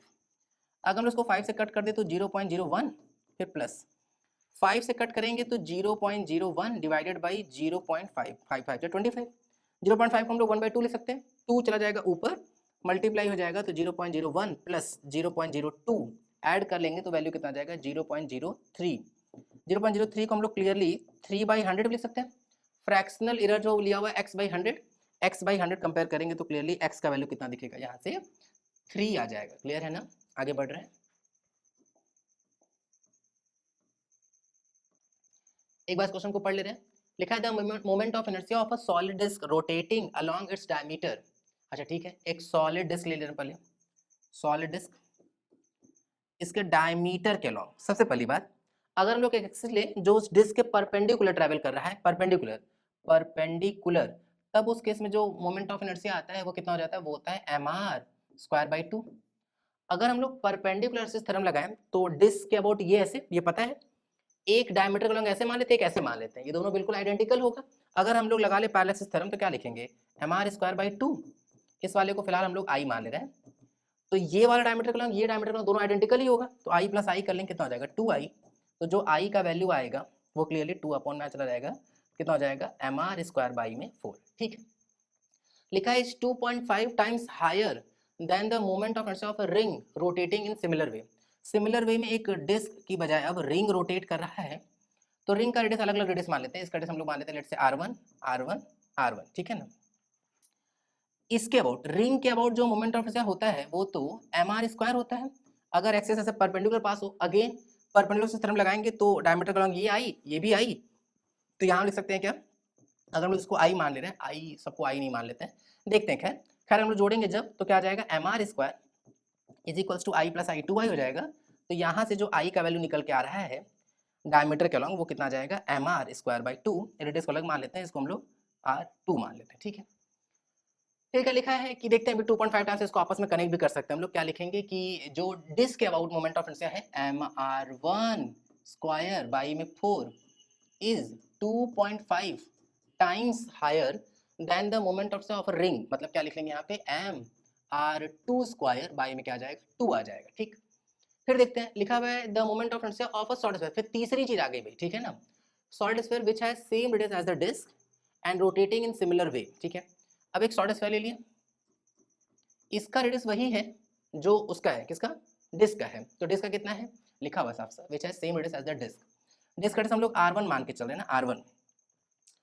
तो अगर हम लोग इसका मोमेंट ऑफ इनर्शिया लिखें, इसका moment of inertia, solid sphere है ना, सॉलिड स्फीयर का मोमेंट ऑफ इनर्शिया कम होता है, कितना होता है 2/5, 2/5 मतलब हॉलो से कम होगा, हॉलो का 2/3 होता है, सॉलिड का 2/5 होगा, 2/5 m, m क्या, mr1 का स्क्वायर। ठीक, अब बोला गया is 9 times higher than the moment of the given ring, here n is consider all the bodies have equal mass। हम ये लाइन पहले ही पढ़ चुके थे इक्वल मास, इसलिए हम लोग m को कहीं नहीं बदले हैं, रेडियसेस को बदलते गए। ठीक है, शुरुआत में पढ़ने में ऐसा लग रहा था कि मास भी अननोन थोड़ा बड़े बहुत ही ज्यादा कठिन हो जाता है क्वेश्चन, लेकिन फिलहाल तो नहीं। ठीक है ना, अगर हम लोग ध्यान से देखें तो बोला गया है कि वो n टाइम्स हायर है मोमेंट ऑफ द रिंग से, तो देखते हैं भाई क्या लिख सकते हैं, 2/5 mr1 का square is equals to n times of moment of inertia of the ring, कितना mr2² में 2, m कटा, यहाँ ध्यान देते हैं m कटा, 2 से कट जाएगा यहाँ 2। ठीक है ना, यहाँ क्या लिख सकते हैं, मतलब r1² की जगह हम लोग लिख सकते हैं कितना, 2 का मल्टीप्लाई कर लेंगे तो 2/5 r1 का स्क्वायर, 2 से मल्टीप्लाई हो जाएगा 2.5 का डबल मतलब 5, 5 क्या 5 r2 का स्क्वायर इज इक्वल्स टू, यहाँ क्या आ जाएगा r2² डिवाइडेड बाई 2 है ना, और यहाँ बीच में क्या चल रहा है n, r2², 5 5 2 2 जा 4, n का वैल्यू साफ साफ कितना दिखेगा, n का वैल्यू आ जाएगा 4। क्लियर ना, तो n का वैल्यू 4 आ जाएगा, तो यहाँ पे ये भर देगा। ठीक है, आगे बढ़ रहे हैं, एक बार क्वेश्चन को पढ़ लेते हैं। लिखा है in a measurement it is asked to find modulus of elasticity per unit torque applied to the system the measured quantity has dimension of this and this. देखते हैं एक बार, बी की वैल्यू दे दी गई, सी वैल्यू ऑफ सी पूछा जा रहा है, ठीक है। It is asked to find modulus of elasticity. Modulus of elasticity मतलब Young's modulus, bulk modulus, shear modulus. Young's modulus शुरू करते हैं क्योंकि मेजॉरिटी में हम लोगों को यंग्स मॉडुलस ही क्लिक करता है। डिवाइडेड बाय किससे, टॉर्क से बात करते हैं। भाई अगर हम लोग यंग्स मॉडुलस पे चलें तो लॉन्गिट्यूडनल स्ट्रेस भाई लॉन्गिट्यूडनल स्ट्रेन होता है। मतलब अगर हम उसको ठीक से चले तो क्या होता है, ये फोर्स अपॉन एरिया बाई में change in length by original length. Torque की बात करेंगे तो force into length, force into मतलब एक्चुअली में वेक्टर प्रोडक्ट है, F vector cross R vector, सही से लिखा जाए तो आर क्रॉस एफ है, लेकिन इतनी सारी जानकारी का कोई आवश्यकता नहीं है। आर इंटू एफ से फिलहाल हम लोग काम चला लेते हैं, क्लियर ना। आर क्रॉस एफ होता है पता है, लेकिन ठीक है भाई, डायमेंशन चेक करना कोई बहुत बड़ी चीज़ नहीं है यहाँ पे। अगर वो निकाले तो डेल्टा एल बाई एल तो हट ही गया भाई। अगर वो ठीक से चले, क्योंकि ये तो ये भी मीटर ये भी मीटर, तो कोई डायमेंशन लेस ही हो जाएगा। फोर्स की बात करते हैं ना, तो एफ अपॉन में ए इंटू आर मतलब लेंथ का स्क्वायर इंटू में लेंथ मतलब कहीं ना कहीं लेंथ का क्यूब, और ये एफ तो यहाँ ऑलरेडी फोर्स चल ही रहा है, एफ से एफ भी हट जाएगा, ऊपर जाएगा तो एल की पावर -3 हो जाएगा। इसको थोड़ा अगर हम लोग ठीक से लिखने का प्रयास करें तो हम लोग इसको क्या लिख सकते हैं, एम की पावर 0, एल की पावर -3 और टी की पावर 0। यहाँ ये लिखे हैं बी का वैल्यू 3, भाई बी का वैल्यू तो खुद -3 आ रहा है, तो ये तो वैसे ही गलत लग रहा है, यहीं गड़बड़ हो गया। लेकिन ठीक है, वैल्यू ऑफ सी पूछ रहे हैं, टी की पावर है, टी की पावर तो 0 आ जाएगा, तो 0 आना चाहिए, लेकिन एनटी वाले कुछ और ही आंसर दे रहे हैं, तो गलत है वो आंसर भी, ठीक है। बी का वैल्यू -3 होगा, तो ये तो क्वेश्चन में ही फॉल्ट लग रहा है। हाँ, अगर टॉर्क अपॉन यंग्स मॉडुलस होता तब एल की पावर 3 होता, तब बी की वैल्यू 3, और तब भी टी की वैल्यू, टी की पावर तो 0 ही होता है, मतलब तब भी सी का वैल्यू 0 ही आता है, ठीक है ना। 0 आएगा तो वो तो कुछ और ही आंसर दिए, वो तो उनका वैसे भी गलत है, ठीक है ना। आगे बढ़ रहे हैं, एक बार क्वेश्चन को पढ़ ले रहे हैं। लिखा हुआ 2 iron solid disc of negligible thickness. अच्छा ठीक है, आयरन सॉलिड डिस्क है, रेडियस दे दिया गया R1 और R2। एक सॉलिड डिस्क है, रेडियस है इसका R1, इस वाले का रेडियस R1,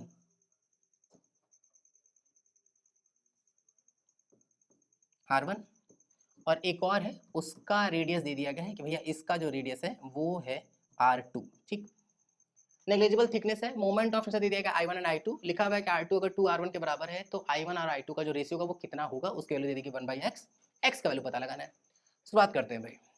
अगर हम मोमेंट ऑफ इनर्शिया चलें, I1/I2 इज इक्वल्स टू क्या हो जाएगा, m डिस्क है तो R1 का स्क्वायर, मास भी नहीं पता है तो m1 R1 का स्क्वायर बाई 2, और इसको लिख लेंगे क्या, m2 R2 का स्क्वायर बाई में 2, 2 तो कट गया भाई।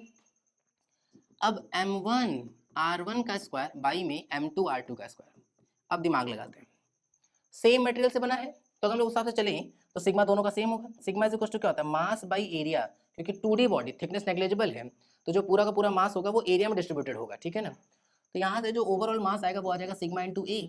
सिग्मा दोनों का सेम होगा तो मास का जो रेशियो होगा क्लियरली उसके एरिया का रेशियो हो जाएगा, ठीक है। तो एरिया क्या लिख लेंगे, पाई आर का स्क्वायर, पाई आर का स्क्वायर, पाई पाई तो कट जाएगा, ऊपर क्या मिलेगा R1 का स्क्वायर, एक स्क्वायर पहले से था तो R1 की पावर 4, यहाँ पे स्क्वायर पहले से था तो R2 की पावर भी 4, R1/R2 पूरे की पावर 4।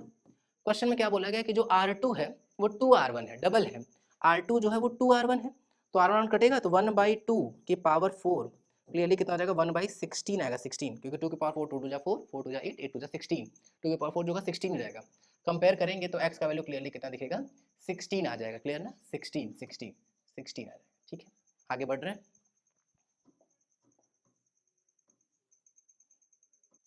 एक बार क्वेश्चन को पढ़ ले रहे हैं। लिखा है डबल स्लिट इंटरफेरेंस एक्सपेरिमेंट किया जा रहा है, वाईडीएससी की बात कर रहे हैं। Performed with light of wavelength this form an interference fringe pattern on a screen with 10th bright fringe having its center at a distance of 10 mm from the central maxima। Central maxima से, screen की बात करें, screen है, central maxima से 10 mm के distance पर, 10 mm के distance पर 10वां मैक्सिमा मिल रहा है। 10th मैक्सिमा, मैक्सिमा मतलब जो पाथ डिफरेंस होता है वो n लैम्डा के बराबर होगा। 10वां मैक्सिमा है तो n का वैल्यू 10, तो 10 लैम्डा हो जाएगा। y का फॉर्मूला होता है delta x capital D by small d, जहाँ पे कैपिटल D जो है वो distance between slit and screen है। मान लेते हैं कि यहाँ कहीं पर हम लोग स्लिट बुला दें, ये रहा स्लिट, ये रहा स्लिट S1 S2, तो इनके बीच का डिस्टेंस होगा वो स्मॉल d होगा, और स्लिट और स्क्रीन के बीच का जो डिस्टेंस होगा वो हो जाएगा कैपिटल D, ठीक। तो ये है ना कैपिटल डी और स्मॉल डी, कैपिटल डी जो स्लिट और स्क्रीन के बीच का डिस्टेंस और स्मॉल डी जो वो स्लिट्स के बीच का डिस्टेंस है। डेल्टा एक्स का वैल्यू जो है वो कितना है, वो है 10 लैम्डा कैपिटल डी बाई में स्मॉल डी। फिर क्या बोला जा रहा है, distance of the centre of the same 10th bright from the central maximum when the source of light is replaced by another source of wavelength 660 nanometre. ठीक है, मतलब बोल रहे हैं कि अगर 600 नैनोमीटर वाले वेवलेंथ की जगह 660 नैनोमीटर वाला वेवलेंथ लगा दें तो उसका 10वां मैक्सिमा सेंट्रल मैक्सिमा से कितना दूर होगा। देखते हैं भाई एक बार। इसका वैल्यू दे देगा 10 mm में है। 10 लैम्डा का वैल्यू कितना दे देगा 600 इंटू में कैपिटल डी बाई में स्मॉल डी। अब नया वाला वाई पता करना है, उसका भी 10वां ही मैक्सिमा है। अब जो लैम्डा का वैल्यू वो 660 है, सेम सेटअप है, तो कैपिटल डी स्मॉल डी में कोई बदलाव नहीं, दोनों को कर देते हैं डिवाइड। अगर हम लोग यहाँ ध्यान से देखेंगे तो क्या मिलेगा हम लोगों को 10 अपॉन में वाई इज इक्वल्स टू भाई 10 by D capital D cut गया, क्या आएगा यहाँ से मिल रहा है हम लोगों को 600 बाई में 660। ठीक है ना। अब क्या है, एलिमिनेशन शुरू करते हैं, जीरो जीरो कटा, जीरो जीरो कट गया, क्रॉस मल्टीप्लाई कर लेंगे तो y का वैल्यू क्या आ जाएगा 66 बाई में 6, ये इधर वो उधर ये इधर, तो क्लियरली कट पिट कितना आ जाएगा 11 mm में आ जाएगा। क्यों mm में ही आएगा, सबसे पहली बात कि ये mm में था, ये भी mm में था, इसका यूनिट जो है वो नैनोमीटर में है, तो ये भी नैनोमीटर में कट गया, सब इधर कट गया, तो अगर ये mm में रखें क्रॉस मल्टीप्लाई करेंगे तो y भी तो mm में ही आ जाएगा ना, तो mm में आ जाएगा, मतलब इसका 11 आ जाएगा यहाँ पे। क्लियर है। तो ये सारी कहानी थी हम लोगों की 28 जनवरी के अटेम्प्ट को लेकर के जो मॉर्निंग शिफ्ट में हुआ था। पेपर कुछ बहुत कठिन नहीं था, 2 4 5 क्वेश्चन को लेकर के हम लोग इस बात को जनरलाइज नहीं कर लेंगे कि यहाँ पेपर बहुत ही कठिन था। ठीक है, अगर ठीक से सॉल्व किया जाए तो ये भी बहुत कठिन तो नहीं है, लेकिन हाँ थोड़े बहुत क्वेश्चन तो कठिन थे ही बाकी शिफ्ट के कंपेरिजन। ठीक है, और जैसा कि क्लियर था कि इसका जो कट ऑफ है वो कम तो जाएगा ही जाएगा। क्लियर है ना। Thank you.